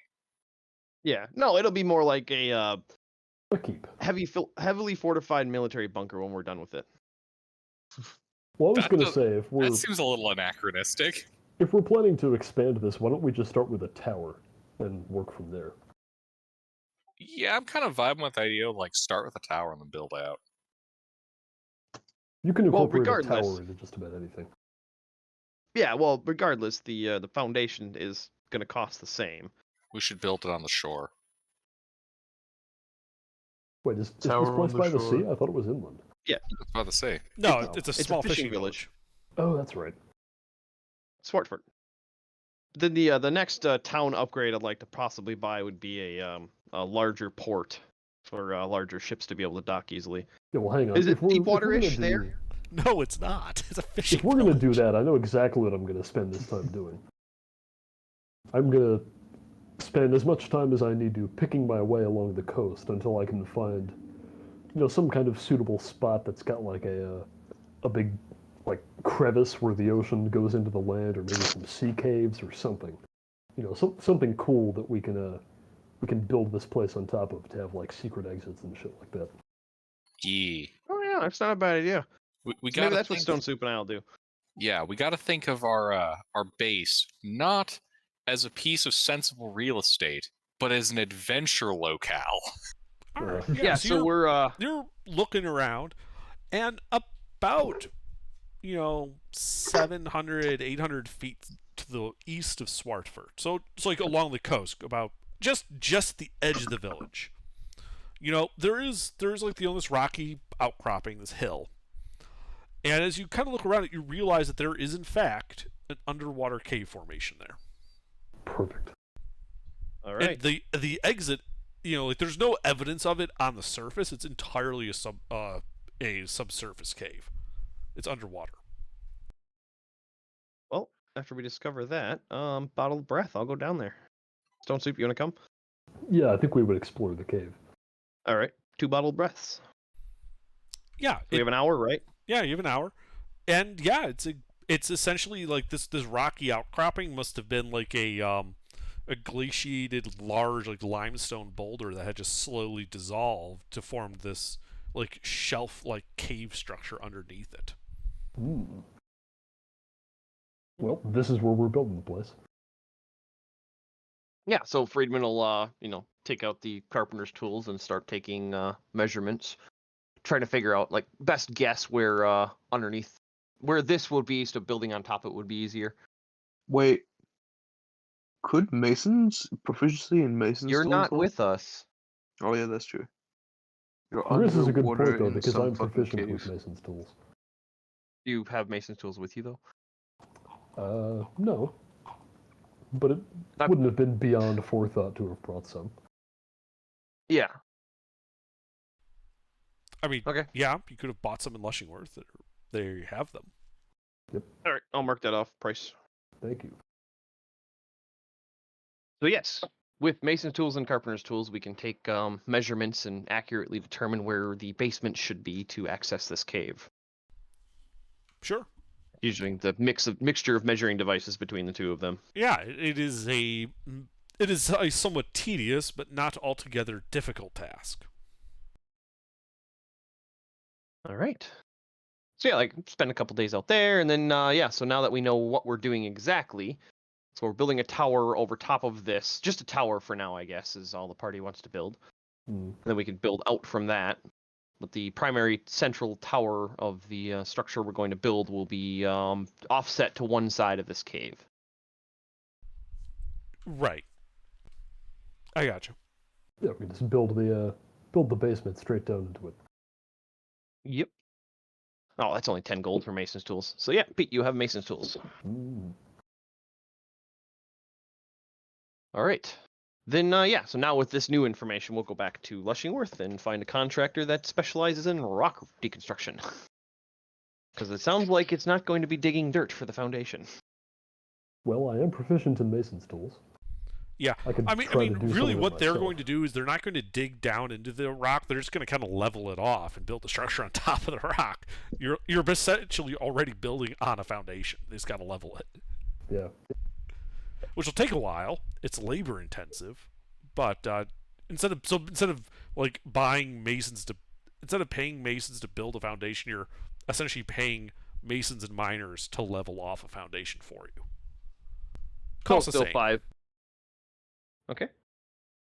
Yep, I was just going to ask, so that changed the price at all, but no. Nope. No, because it's a lot more labor intensive, so you have to buy a lot more laborers. All right. But yeah, so they'll get the foundations for the tower started, and we'll, come back and see the progress next time we're in town. Cost the same amount, but location. Yep. And we got a sweet adventuring location now. It's waterfront property. This is going to be prime real estate.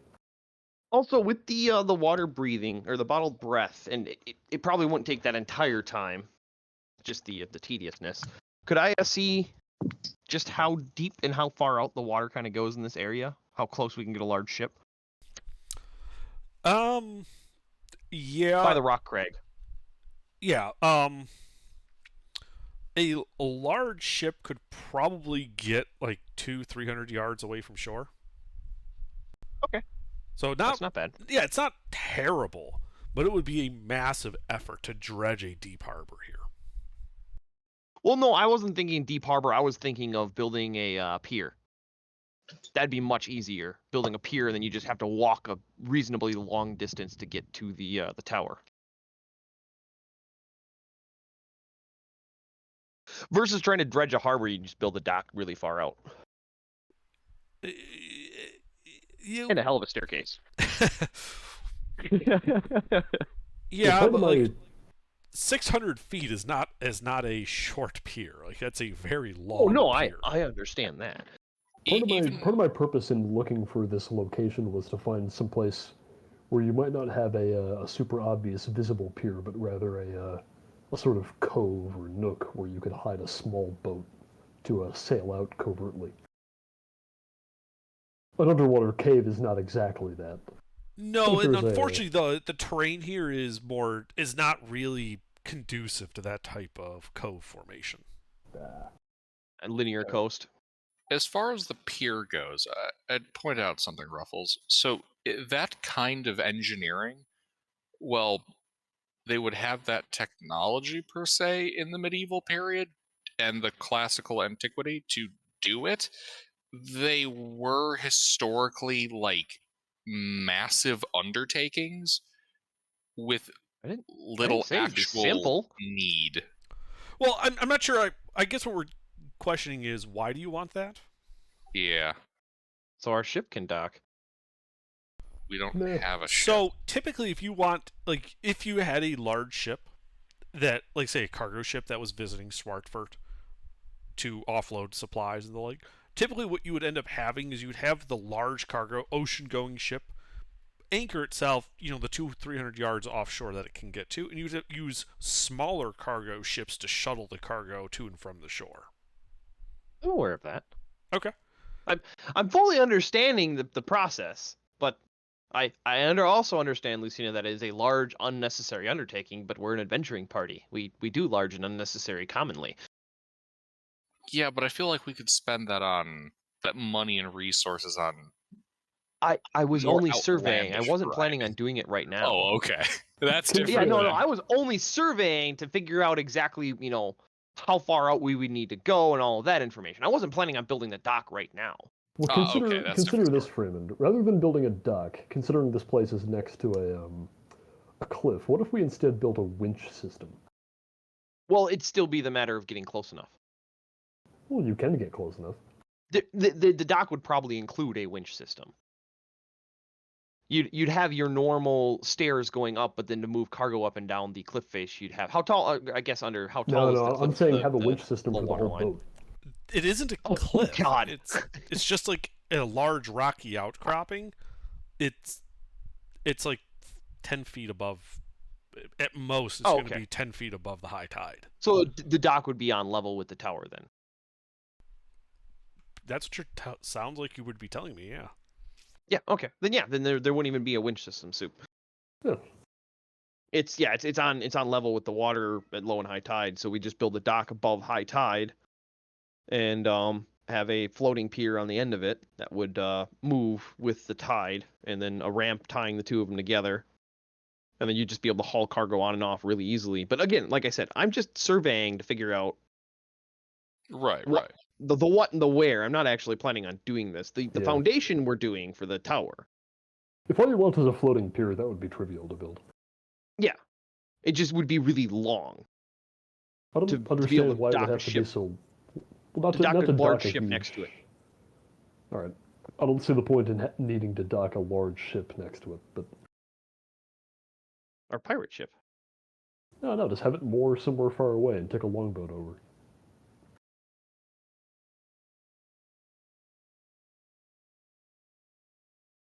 Yeah, but you could just dock and walk. Eh. But semantics. Anyway, what's the town? I know we've been to Swartfurt before. What's it sort of got infrastructure-wise? Well, it's got some thatched roof, wooden houses. It's got a communal longhouse. It's used for meetings, cooking, that type of thing. It's got some short piers that are used for fishing ships, and some facilities near there that they use for maintaining small fishing boats. It is only a village of I want to say, looking here. I don't think I actually ever gave you guys a note on that. Swartford only has about 130 people. Ah, perfect.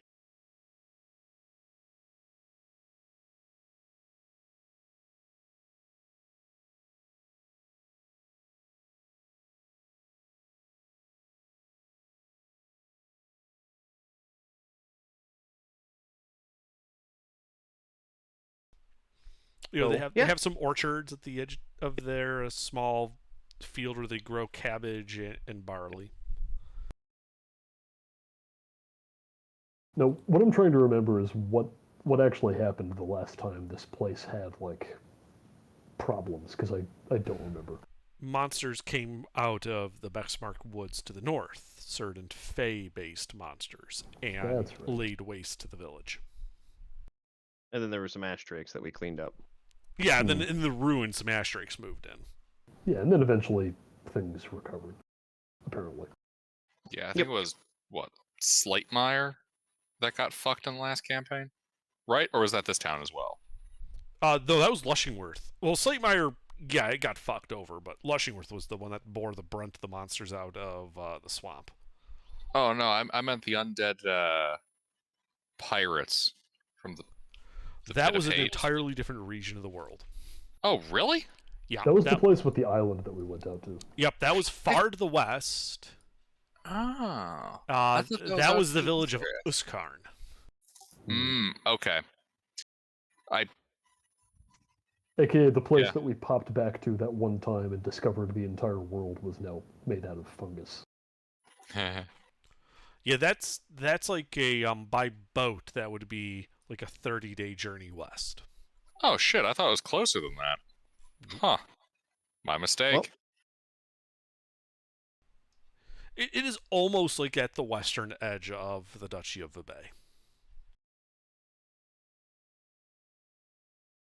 Well, I think we just, after a couple of weeks out here, surveying and then, heading back to Lushingworth for a day and finding some contractors and then getting them all set up and spending a couple more weeks out there, I think we just go back to Lushingworth and wait unless we have anything else to do.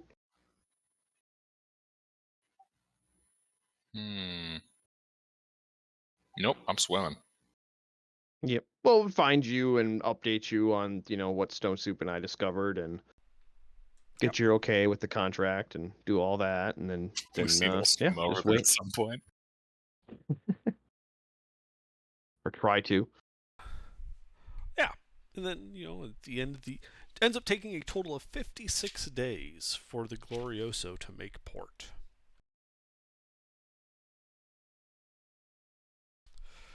And you can tell it's the Glorioso even before you see the name, because there is a large spider sitting in the crow's nest with a massive pirate hat sitting on that looks like it's probably been custom made, sitting on its thorax. On its thorax, not on its head. It's too large to fit just on its head. It would fall off. Huh. It is concealing the ballista. The heavy crossbow on the top of them. Yep. Then, I'll probably still spend a day or two in Lushingworth when they make port because we have some stuff to move around. But yeah, I mean, if it's you would know that if it's anything like Heavy, it's going to take another 7 days before it can, or another 8 days before it'll be ready to go. All right. Then, so offload the safe out of the inventory there. Grab the bleached Ashdrake skulls and move those back up to Swartford. Put them on the the fireplace in the longhouse. Then so the safe though, that really really high DC safe that we created. Yes. Oh yeah, that. In all of this time, has the Duke or the Baron come back?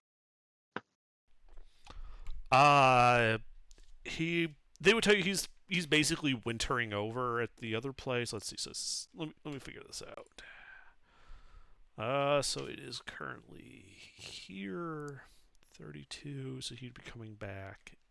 Then he's not yet back after 56 days. Yeah, we're just coming into the middle of winter, probably. With what remaining time we have while we're waiting for the Glorioso to get back, I'd like to take some time assessing the state of the sort of disaster preparedness of Svartfurt. Like, does the town have a place that they all meet at if the town gets attacked? You know, Yes, like Lushingworth. Yeah, okay. And are people in the town armed? Is there a militia? They have pitchforks and torches. Okay. I'd like to spend whatever remaining time I have. We'll get them some spears, and I'll give them some basic training so that they can keep themselves safe as they make their escape. Yeah, sure. You can do that. Hard to do. Yeah, I can help with that. Yeah. I mostly just don't want to come back here and find that the place has been, like, burned to the ground and everybody's dead again. We come back, it's been burned to the ground, everyone's dead again, because this time they stood and fought. Oh, well, that's what I do you don't think, want. like 130 populations, you think like 40 spears? Yeah, something like that. Wait, hold on. Alright. How much of that population is adults? Like, of fighting age? Well, it's a big fishing town, so I imagine there's a lot. Yeah, it's probably mostly men and women that are able, and then they probably have a couple older folk and a couple children. So, Well, yeah, with out of 130 people, you're probably looking at around 20 to 25 households. So between 40 to 50 adults that are of prime working fighting age. Yeah, if they can hold a harpoon, they can hold a spear. They work remarkably the same. Yep. Yeah, but we're just getting them military grade weapon and then training them a little bit. Yeah, well, the idea 40 is not spears. The idea is not for them to defend the town against a siege. Obviously, if it's just like a smaller attack, then yeah, that's useful. But mainly so that when they leave, they're not just going to get ganked on the road to Lushingworth. Yeah. Defensive retreat fighting style. Exactly. I would like to spend time teaching them community defense. We'll make Swiss out of them yet. Yep. Now, repeat after me. Spears. That's my purse. I don't know you. Does the town have like a church? Not really, no. Then I would like to establish a small church. How? What are you doing to establish a church? I don't know. What do you do to establish a church? I've never thought about that. You're the one that brought it up. Yeah, I mean, in theory, a priest could just have a small, wooden structure that they call a church and host services there. There is no priest in town. The thing is, you're kind of putting the horse before the cart here. The purpose of a church is to give a congregation a place to meet. Before you can have a church, you need a congregation. And I mean, correct me if I'm wrong, but does their religious behavior outside the presence of actual temples operate in a manner consistent with most historical paganism? Like pretty much yearly rituals, and they'll put out offerings at certain times of the year to such and such deity. Yes. Are you guys playing D&D City Builder tonight? Yes, basically. Yeah, there's two ways Underdark can completely derail the entire party's mental track. One is by introducing the fear of party compromisation. The second one is by introducing any kind of urban planning. Well, this isn't even urban planning. This is just I don't know what you call it. Anything administrative, urban plan, anything that requires infrastructure and long-term planning. Oh, but having a pet town for your D&D party is such a great time and money sink. It is. It just completely derails our thought process. Anyway, I would not recommend proselytizing to these people. Whatever god you're trying to push on them is not going to protect them more than their fucked up sea deity they presumably worship. Well, they worship the same pantheon as everybody else. Yeah, seriously. Okay. They don't worship Dagon over... Wait, do they? I assumed they were worshipping some kind of, fish god or something. No, that's something I'd be writing. Yeah, you're right. Sorry, I forgot who was running this. Yeah, I mean, they tend to worship like the they worship all the gods, but they tend to focus more on the gods of nature, tempest, that type of thing. Yeah. Yeah, we'll do that then. And then while we're doing the arming and training and stuff like that, could I spend a bit of gold helping them upgrade their fishing capacity, so I could make more fish? It doesn't work that way. I know. I wanted to say it though.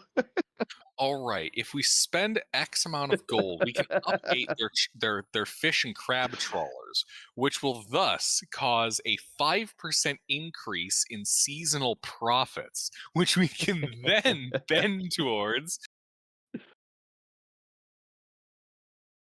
Yeah, and By then the 50 end of years this from now, this town will be abandoned because the local fish stock has been depleted.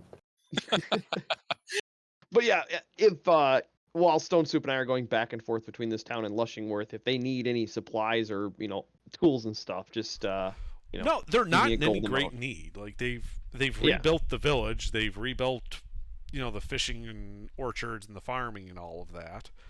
They're essentially prospering, just being left alone. Hmm. Well, in that case, I won't give them my gold. In that case, here come the adventurers. I'm going to help them make sure that people leave them alone.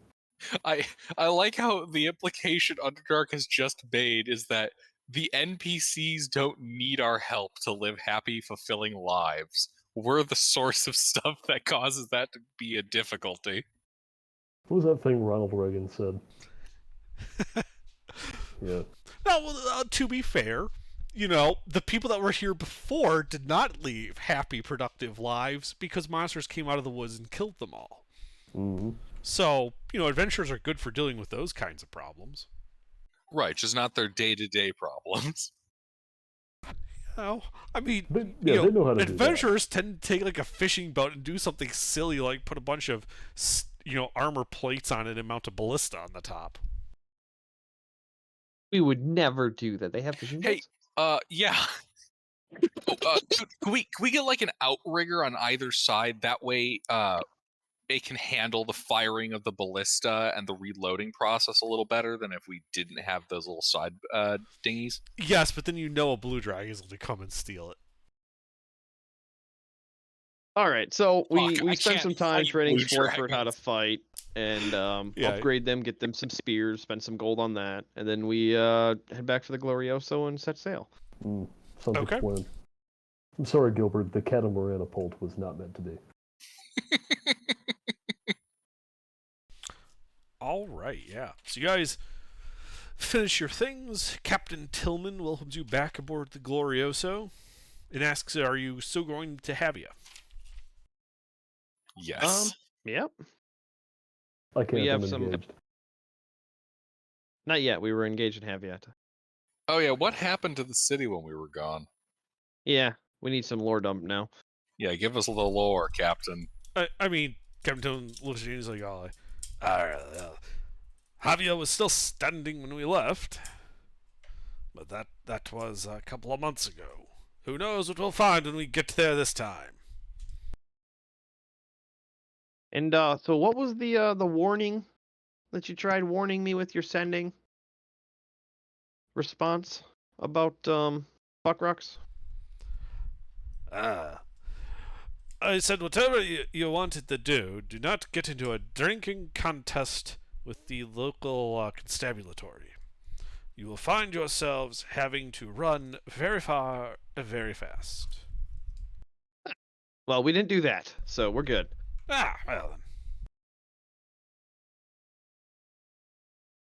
Just took care of some problems Wait. for the leaderships there and moved on our way. Why do you know that? Because he's a pirate captain. He makes port there. But why would he be having a drinking contest with the constable?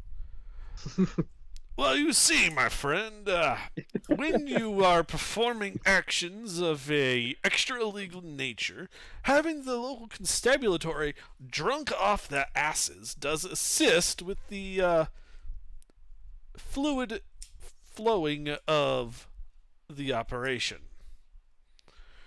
Unfortunately, I didn't account for their undead constitutions in terms of how much they could drink. Which is just a question of yes. What? Why? You don't try out drinking Funny. an undead. It goes right through them.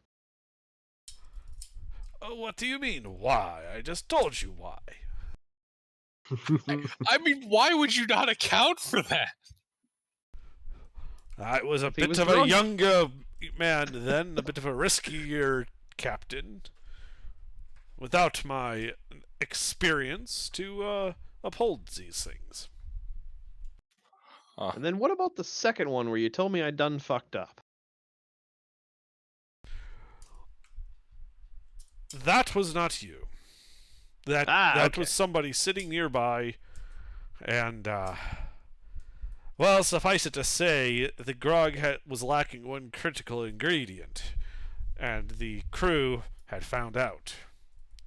The cook, therefore, had done fucked up. Alrighty then. Unfortunately, I said feel that better. while I was recording the response. Yeah, we gotta work on that with you using sendings for responses. Like somebody's walking in on you while you're leaving a voicemail. Yep, exactly what Exactly. happened. Yeah, he's returning your voicemail for the sending phone tag, and then the cook bursts in and says, "You know, Captain, the grog, we forgot to get the rum, and the crew just found out."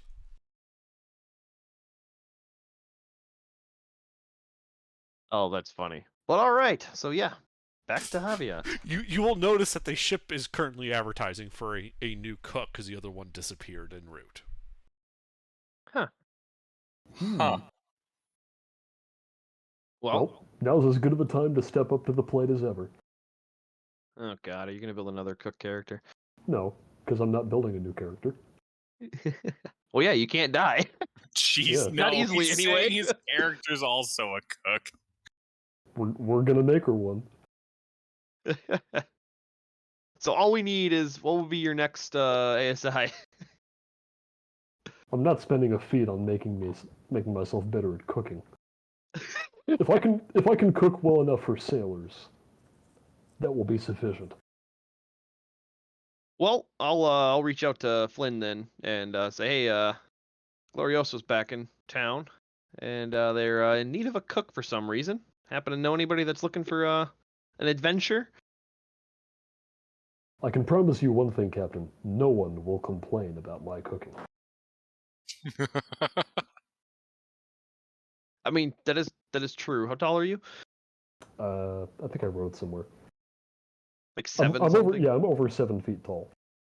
Yeah, nobody would complain about your cooking, that's for sure. And they've wrestled with you. They know Yeah, you can kick their ass. I forgot I did that. But anyway, yeah, so I'll reach out to Flynn and see if he has any young and up-and-coming cooks available that might be interested in a sailing adventure. He just says, he'll ask around and send him to the Glorioso. Oh no, I was gonna do it. Well, the captain's Well, you looking can to do it too. hire on like a permanent cook. Oh yeah. Like to actually be a crew member. You guys are getting off at Javier. Like he has no problem, in a pinch, like if the cook happens to die en route again for you pitching in, that's not a problem. It's more he does actually want like a permanent staff cook. That might be the pettiest reason I've ever considered killing someone. You want to be the cook. I'm the cook. All right. So yeah, then we'll wait out till we're setting sail for Javier. I thought we were making berth in Javier and then sailing for Revria, and they came back. That is correct, yes. Okay. Yeah, but we're still gonna make port in Javier. Well, he said that in the sense that like your ultimate destination hasn't changed, but he still has to make port in Javier to resupply because it's just an 84-day journey to Javier from Lushingworth. Yep, and then Eventually drop you guys off run out goods. of supplies.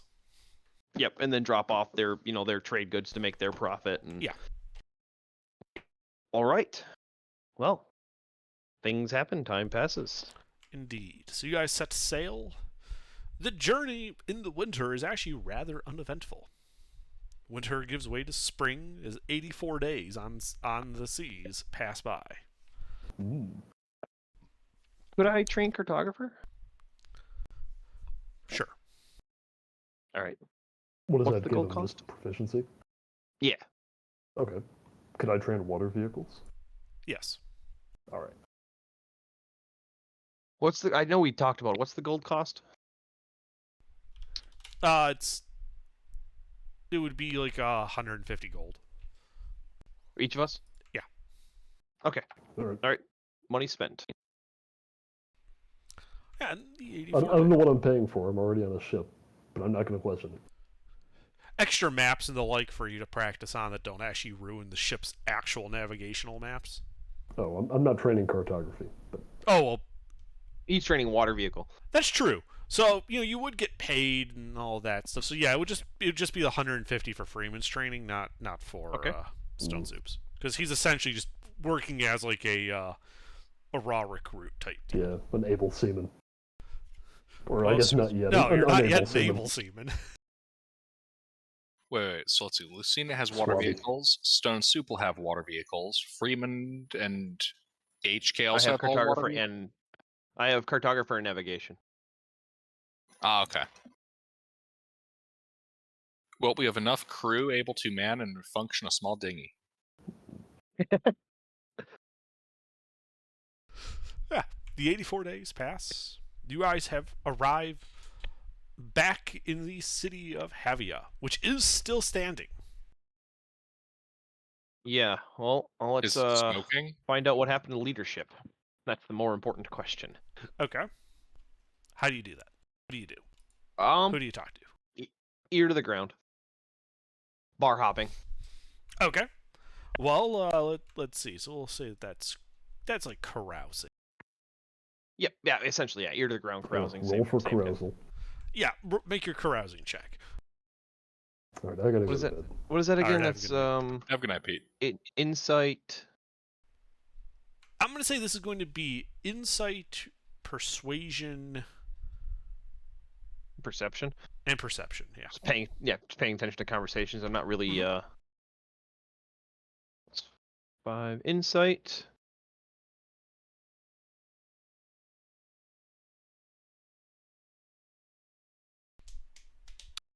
Persuasion. I'm not a persuasive individual.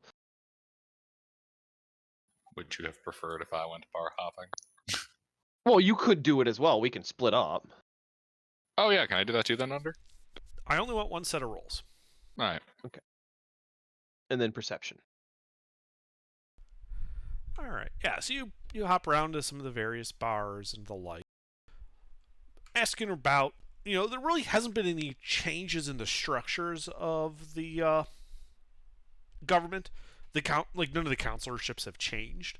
What you do find out, though, is that some of the alliances have shifted, and that despite formerly kind of being like at each other's throat in government, Nipia Cresces and Sentia Martialis are now kind of working together and seem to be working against another counselor named Ferlefren's Dell. Well, he's the one that I'm going to seek out then. Who? I gave you 3 names. The one that's new. For the friend's doll. I mean, yeah, she's not new. She's been in the government before. No, I'm sorry, but new for us to interact with. We've interacted with Sentia and the other one. If they're working in league, then he's most Nippy's been turned.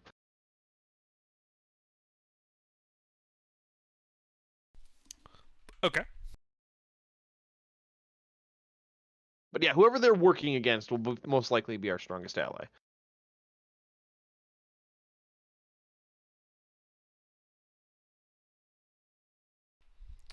Alrighty. So yeah, you guys spend probably that first day and the night doing the carousing. Or are you just getting your rooms at the Shouting Cup again? Shouting. Yeah. Yeah, an Earth Ganassi named Cobblestone, still being the publican there. Mm-hmm. And Does he yeah, remember us? say again. Does he remember us? He does. Greet you all by The name. people that paid for rooms and then didn't use them for 5 days. Indeed, it made for a very profitable stay. He does say that, like, that it's unfortunate you weren't able to take advantage of it, but he did keep the rooms reserved for the full time. Well, I appreciate that. So a refund is out of the question? He does nod and say, I couldn't rent out the rooms, you had reserved them. Well, let's just go day by day for this stay. As you wish. And we'll go with the middle class instead of the upper class. Yeah, he nods. They got plenty of rooms. Yeah, so just wealthy. Yeah, I think it's like a gold a day per person. Wealthy's 4. 4? Okay, yeah. Yeah, we were an aristocrat. Yeah, that's right. Yeah, I was thinking of Blushingworth's stay again. Yeah. So yeah, still nicer rooms, and we could double up on bunks too. So just 3 rooms. Sure. 12 gold a day.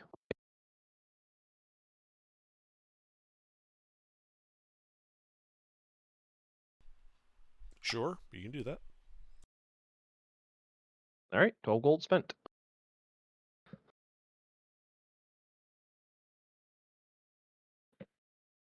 And then yeah, so first day we do that. And then yeah, in the evening I'd like to head for the Fortress of Solitude and and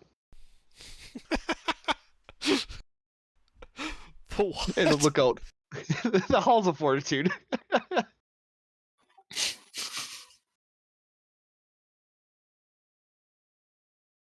It's got the same rhythm.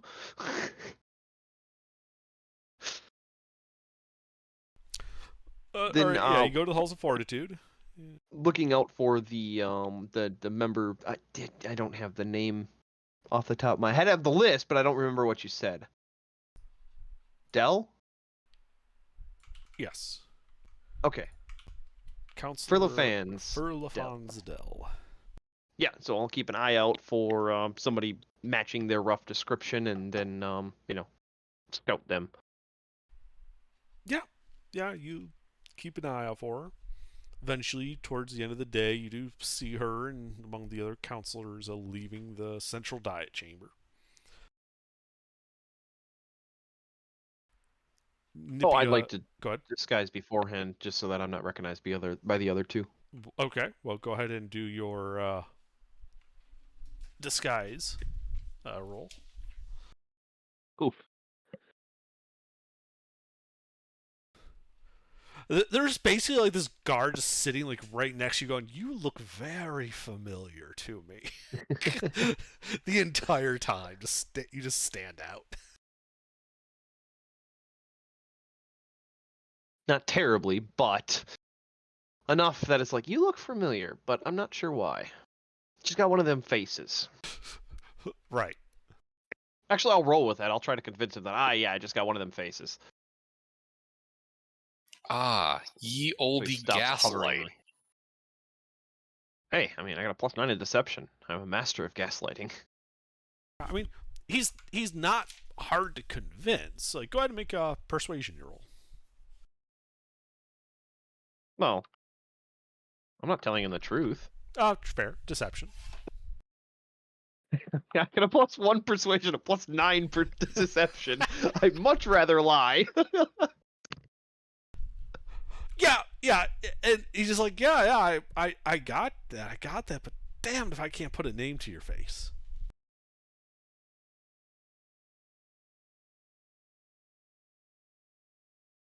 Well, I'm from Arevria. They call me Jasper there.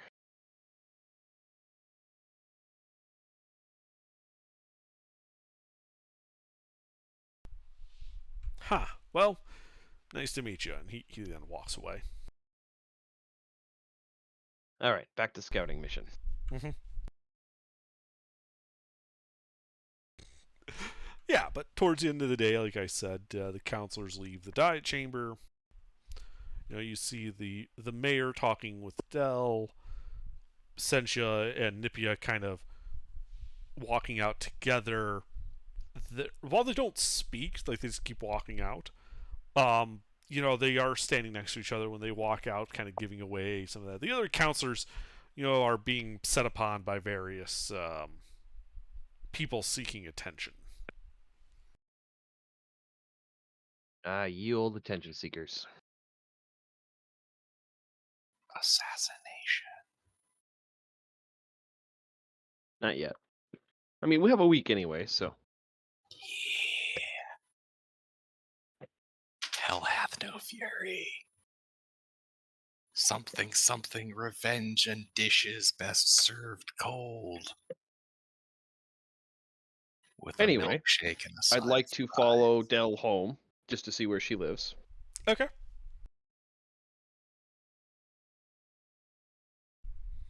Yep, she lives in the wealthier section of the city, a few blocks away from where you had seen Nipia live. Mm-hmm. And yeah, she walks into it again, like a small townhome style dwelling.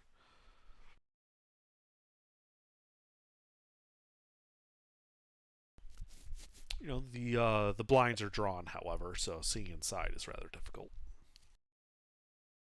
Well, I was just trying to find their home address so that I can stalk them later. Shit. I've been muted. It's okay.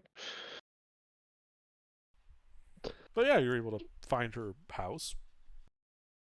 And then, yeah. Oh, by the way, could you make a stealth check? 'Cause I assume you were trying to be unseen while doing so. Oh, yes. I'm pretty sure I could roll a 1 on this and still be all right.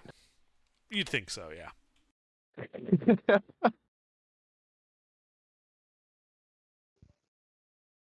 Why are we after this person? Well, we got to do an informal meet and greet with them at some point. Yeah. Informal meet and greet. Hey, how's your health insurance? Well, based What? on the information that we got from carousing, we know this is most likely the best person to talk to in terms of trying to figure out what Sentia's new motives are now that she's silenced Nipia. So, yeah. Just finding out where her house is, and then going back for a long rest. Okay. You can do so. Maybe pick up some more potions.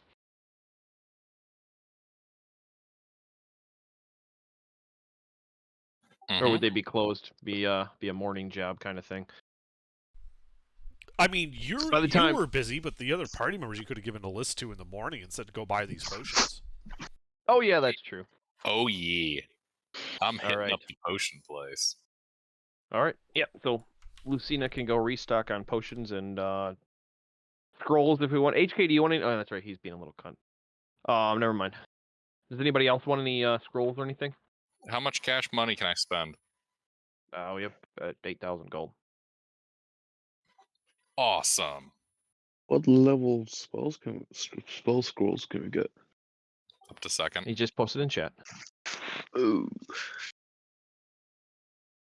Well, all told, we have 8,700 gold, but I mean, and that's not including the 1,000 that I gave each of you guys.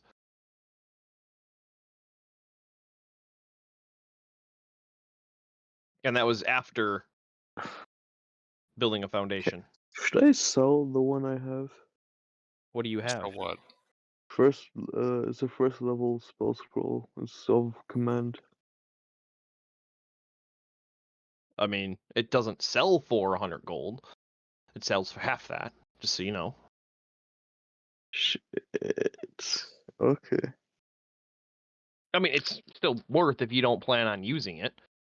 Just to offload it so you don't have to sit there and track a useless item in your inventory. I mean, if anyone else wants it, I don't think I'll be using it anytime soon. Well, Lucina can cast it. Ruffles, can you keep track of the numbers I throw your way? Just put them in chat. Yeah. Oh man, but then I have to like tab over. Okay. Then yeah, I can type for you. Let's see. Let's get. How many people do we usually have in our party again? 6 is our max, including Hayes and Mr. and Soup. All right. Let's get. How many? I mean, I have in my inventory that I have for tracking. I have 3 potions of Wakeful Rest. Okay, I have 1 bottled breath, 2 love, 1 climbing. Okay, 5 more bottled breath. Okay.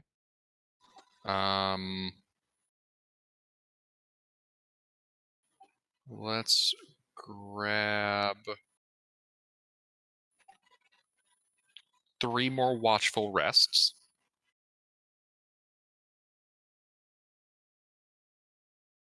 Okay.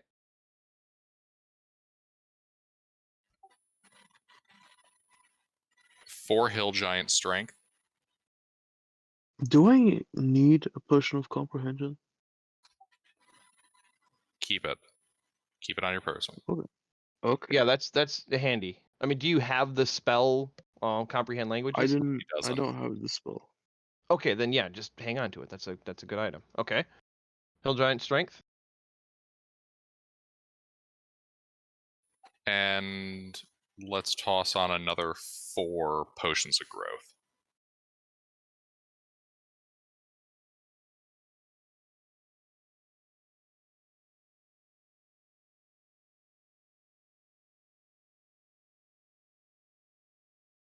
Okay.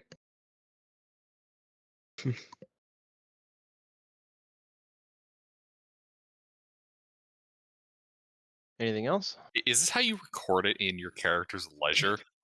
Like, yeah, we went to the store today, bought 5 whoopee cushions, 3 energy drinks, 4 Hulk juices, and 4 apple juices. Alice juices. Alice in Wonderland. Oh, Alice juices. I misread that. We then picked up a couple loaves of French bread. No, I did that for you guys to laugh at. All right. What's that total us? I don't have the. Let me pull up the spell list thing. I don't have the spell levels, so. Bottled breath is uncommon. Everything else is common? Actually, everything except wakeful rest was uncommon. Okay, so.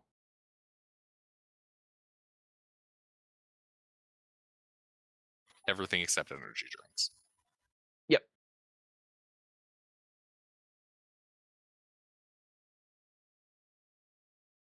You know what? Let's get 3 oils of slipperiness. And that is. What happened to our Uncommon. last amount Common? of oils of slipperiness? We used them. When? We only had a couple. We didn't have one for everybody. We only had like 2, but we used them in the fight against the demon. Which demon? The only We've demon only we fought. one demon. I don't know. I'm not gonna play. I'm not gonna play history with you. We've used them. We had 2. We used them in a fight against the demon to exit the Hell Maze. Oh, I wasn't there for that session. I don't think. Regardless. So then you said 4 potions. Yep, oil 4 more. slipperiness.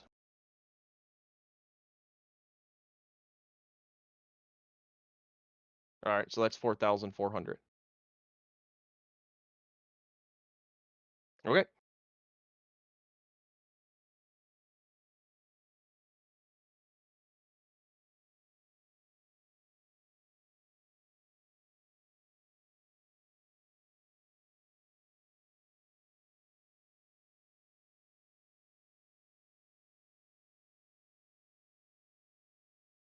That leaves us with 400. So 4,070 gold in the platinum pile. Mm-hmm. I will be back in a second. All right. But yeah, so then the next day ensues. Party did shopping the first day, so that's all taken care of.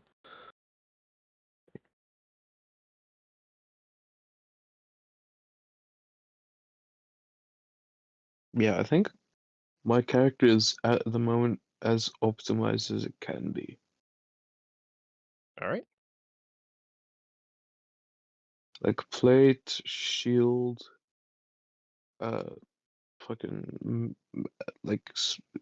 fucking high charisma, super high Yep. charisma is fucking 20 now. Uh-huh.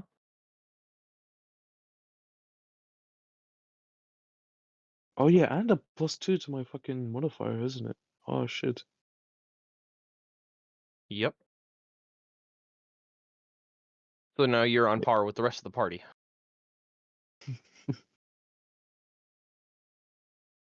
So what that gives me, like, for example, for intimidation, that would give me like 11 with, since I'm proficient in intimidation. What? What's We your have a charisma plus- score? You can only get up to 10. That's confusing then. Let me change that. Because your charisma, you said, is 20, so you'd have a +5 from your charisma. And then your proficiency, if you have proficiency in intimidation, would be +9 right now. Hold on. My total modifier. Hold on. My total score would be 20 because it adds 2. It also adds 2 to my modifier. No, it doesn't. It doesn't? Okay. It only increases the score. The modifier is set by the score. It's a calculated value. Ah, okay then.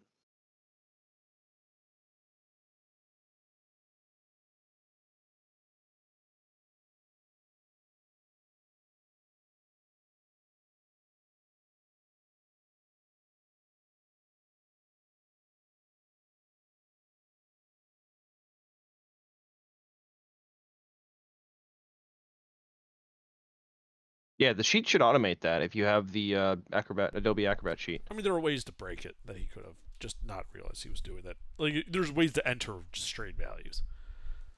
All right. Anyway, moving on. Yeah, So, I fixed it. So that's what you guys are buying? Yep. All right. Yeah, it's not a problem. You track down where Furlafan's Dell lives. You spend the night back at the inn. Morning comes. What do you do? Well, at the ass crack of dawn, I'd like to head for her front door. Okay. Before she's likely to leave if I can get up that early. Sure.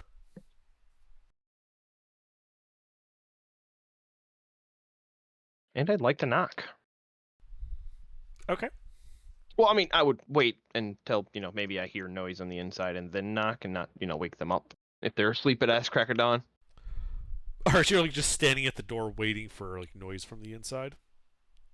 Well, no, I wouldn't be standing there awkwardly. I'd be, kind of walking and pacing and blending in. I mean, ass crack of dawn, not a lot of people to blend in with, but yeah, there's no one there. It's a high-end residential neighborhood. There's this one guard on the corner just watching you go back and forth in front of a counselor's house. Yep. Okay, that's fine. Then yeah. So once I start hearing motion and commotion inside, I'll give a polite knock. Okay. Yeah, you hear some commotion. Gilbert's not here, but I would imagine I'd have Lucina with me. Sure, you can take Lucina with you. You taking Ipfon? And the whole rest of the party? Or just the two of you? If they want to come.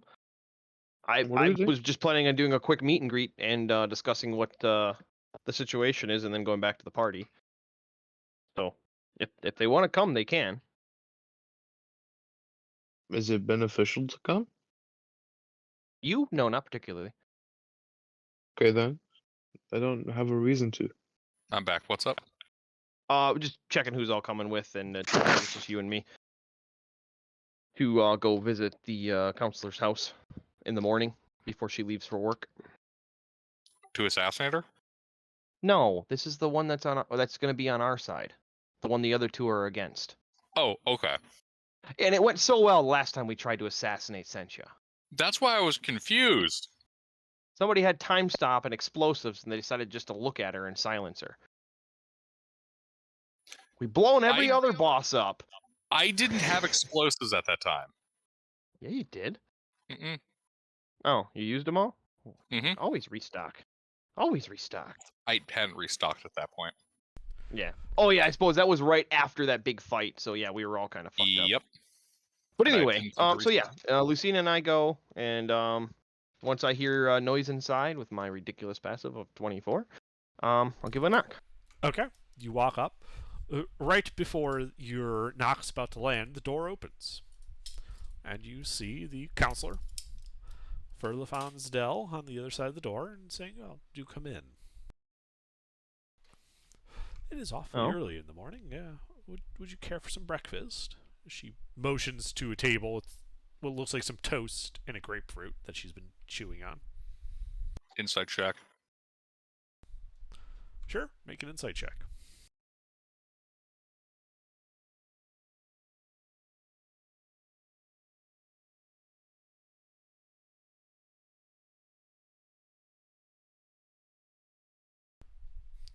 I mean, she doesn't appear to be overly emotive.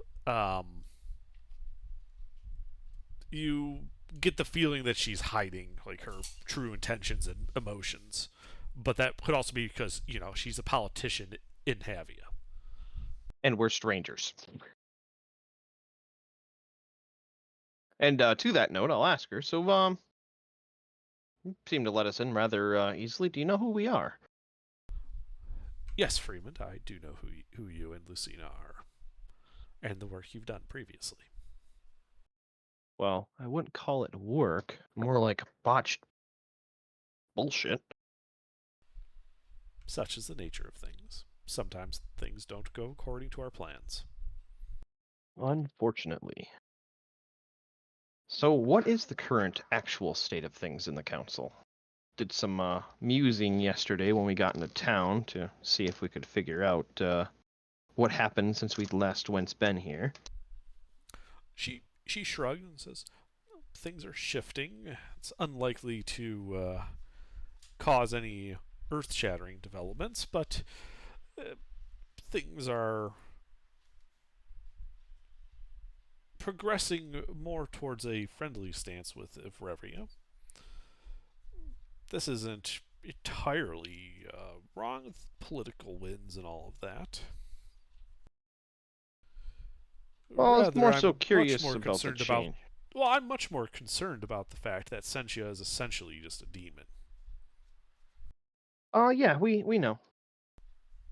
Mm-hmm. And she does appear to have mind-controlled Nipia. Yeah, we were working for him originally, and I'm aware. Unfortunately, our last encounter did not go so well. We went into the fight underprepared, having of that, just I am also aware. Just escaped the catacombs of the city. Underprepared is not a fair analysis. We were underprepared for the fight. Overpowered. No, we went into that fight underprepared. We were trying to meet with Kreshi, but Sentia was already there. We weren't expecting Sentia to be there, and when you time stopped and found that, you just cast silence on her. And she walked out of the silence and snapped a stick. Oh, that fight. I thought you meant the one with the Miralith. And then the time we nearly killed her. Well, the fight with the Miralith, yeah, Pete and HK nearly killed her.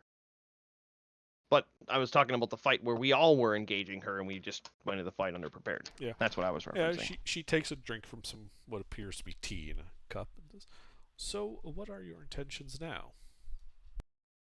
Well, my intentions are to find out what you possibly might want us to do, because with Nippy out of the works, we were working under contract with him in trade for some information and access to a particular hard-to-get-to area.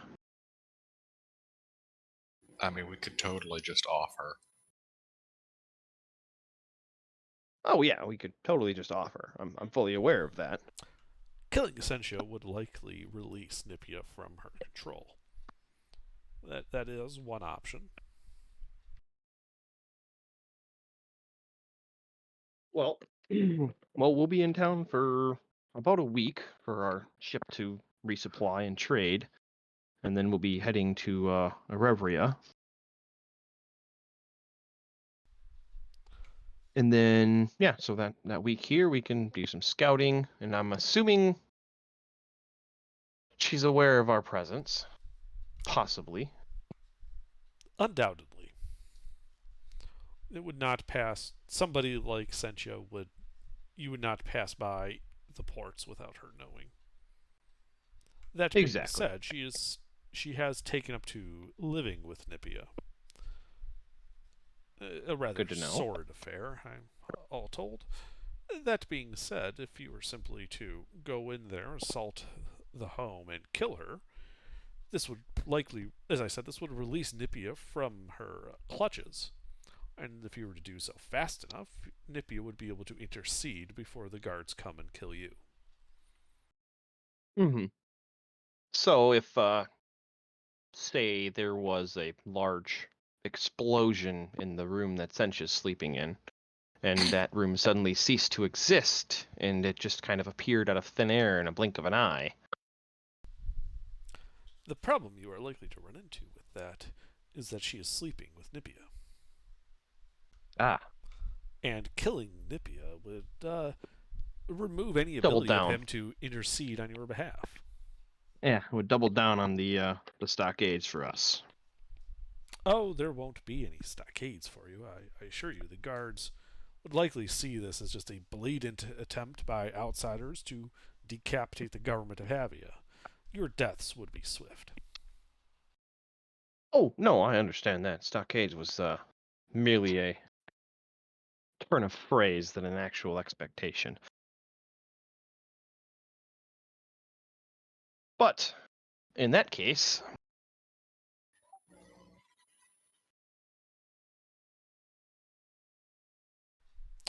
we have other options we can explore.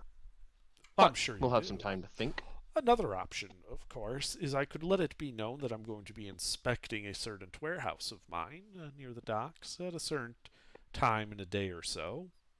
Let this reach Sentia's ears, and when she comes to attempt to claim me, you can kill her there. Nipia would be That'd be released easier. from his control. He wouldn't be there. But since it happened on my properties, both of us interceding on your behalf, you might get arrested, but nothing worse than that. Insight check. Sure, make an insight check. Fuck. She is unreadable as ever. Goddamn politicians. All right. Well, you give us a time and a place, and yeah, we'll show up. Very in force. Well, then I'll let it be known to certain individuals that I will be inspecting the fish storage warehouse on 2nd Street tomorrow evening. All right. Well, thank you for your time. We'll now that it's a little bit brighter out, we'll go out the back. No need. They saw you approach. They can know you left. All right. They'll know Very something is afoot. They just don't know what that something will be. Speaking of afoot, I have to go see a man about some boots. He's been complaining about that since you left. Well, why was he complaining? He got paid.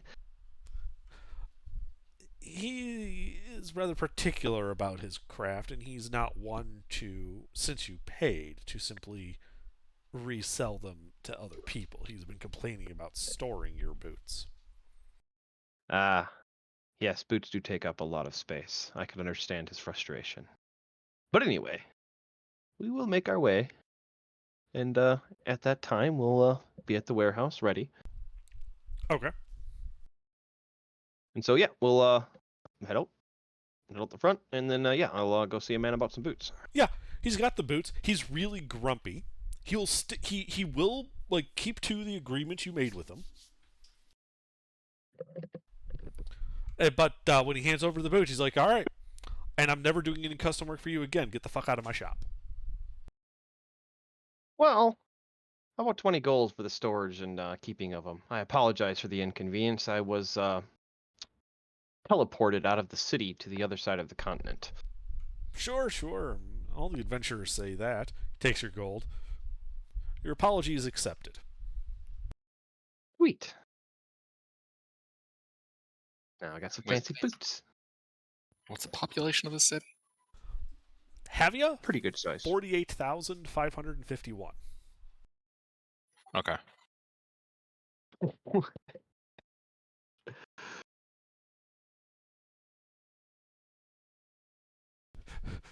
Yeah, Gilbert's this gonna is a insight town check where the it's population. reasonable for having a couple of different factions in. Oh no, that's not what I was wondering. I was running the numbers in my head about a council member being aware of the complaints of a cobbler related to this specific adventure. I'm running the He's a numbers. high-end bootmaker. High-end though. cobbler. What's the population of the city if they're in the same district? I mean, he could probably. Just funny to me is all.